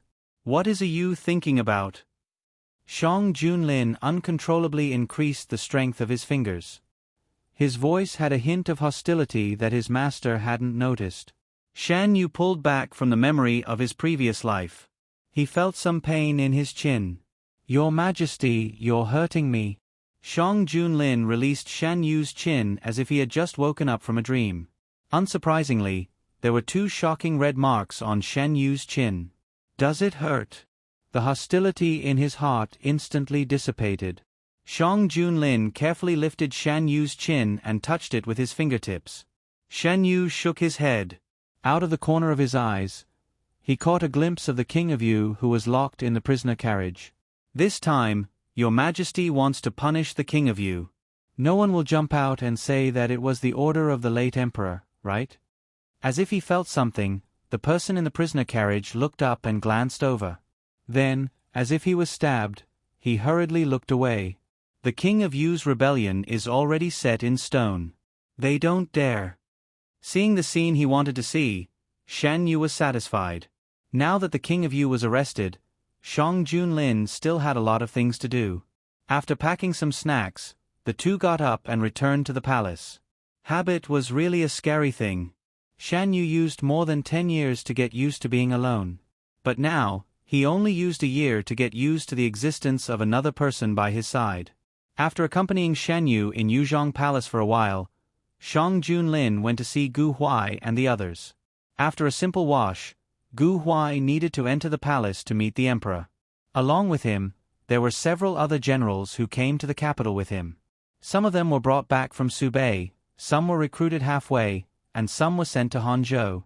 The King of Yu and his accomplices were locked up in the Ministry of Justice's prison.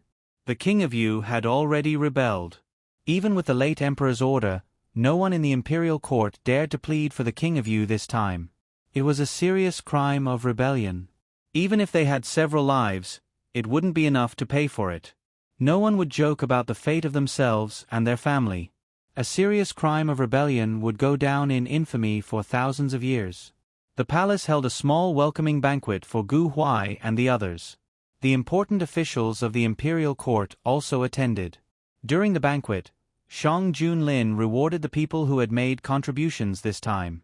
Gu Huai was promoted to a second-grade general, which was even higher than his original position. This time, no one raised any objections. I order you to arrest the remnants of the rebels as soon as possible. At the same time, Shang Junlin gave out a new mission.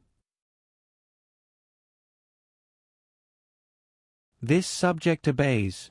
After receiving the decree, Gu Huai returned to his seat. During this time, many officials came to curry favor with him. They could already see the future of this newly promoted general from Shang Junlin's attitude. To be able to be placed in an important position by the emperor, he would definitely have a bright future. Moreover, Gu Huai didn't belong to any power in the imperial court. At this time, it was better to befriend him and pull him to their side. After the banquet ended, Shang Junlin didn't return to Yuzhong Palace immediately. Instead, he went to the imperial study. The leader of the hidden dragon guards silently appeared in the imperial study. We need to know everything about Gu Huai, no matter how big or small. He couldn't ignore Shen Yu's gaze during the day. You're tuning in to the Narrate and Escape YouTube channel. Don't forget to subscribe and join us on this journey to catch the most captivating stories.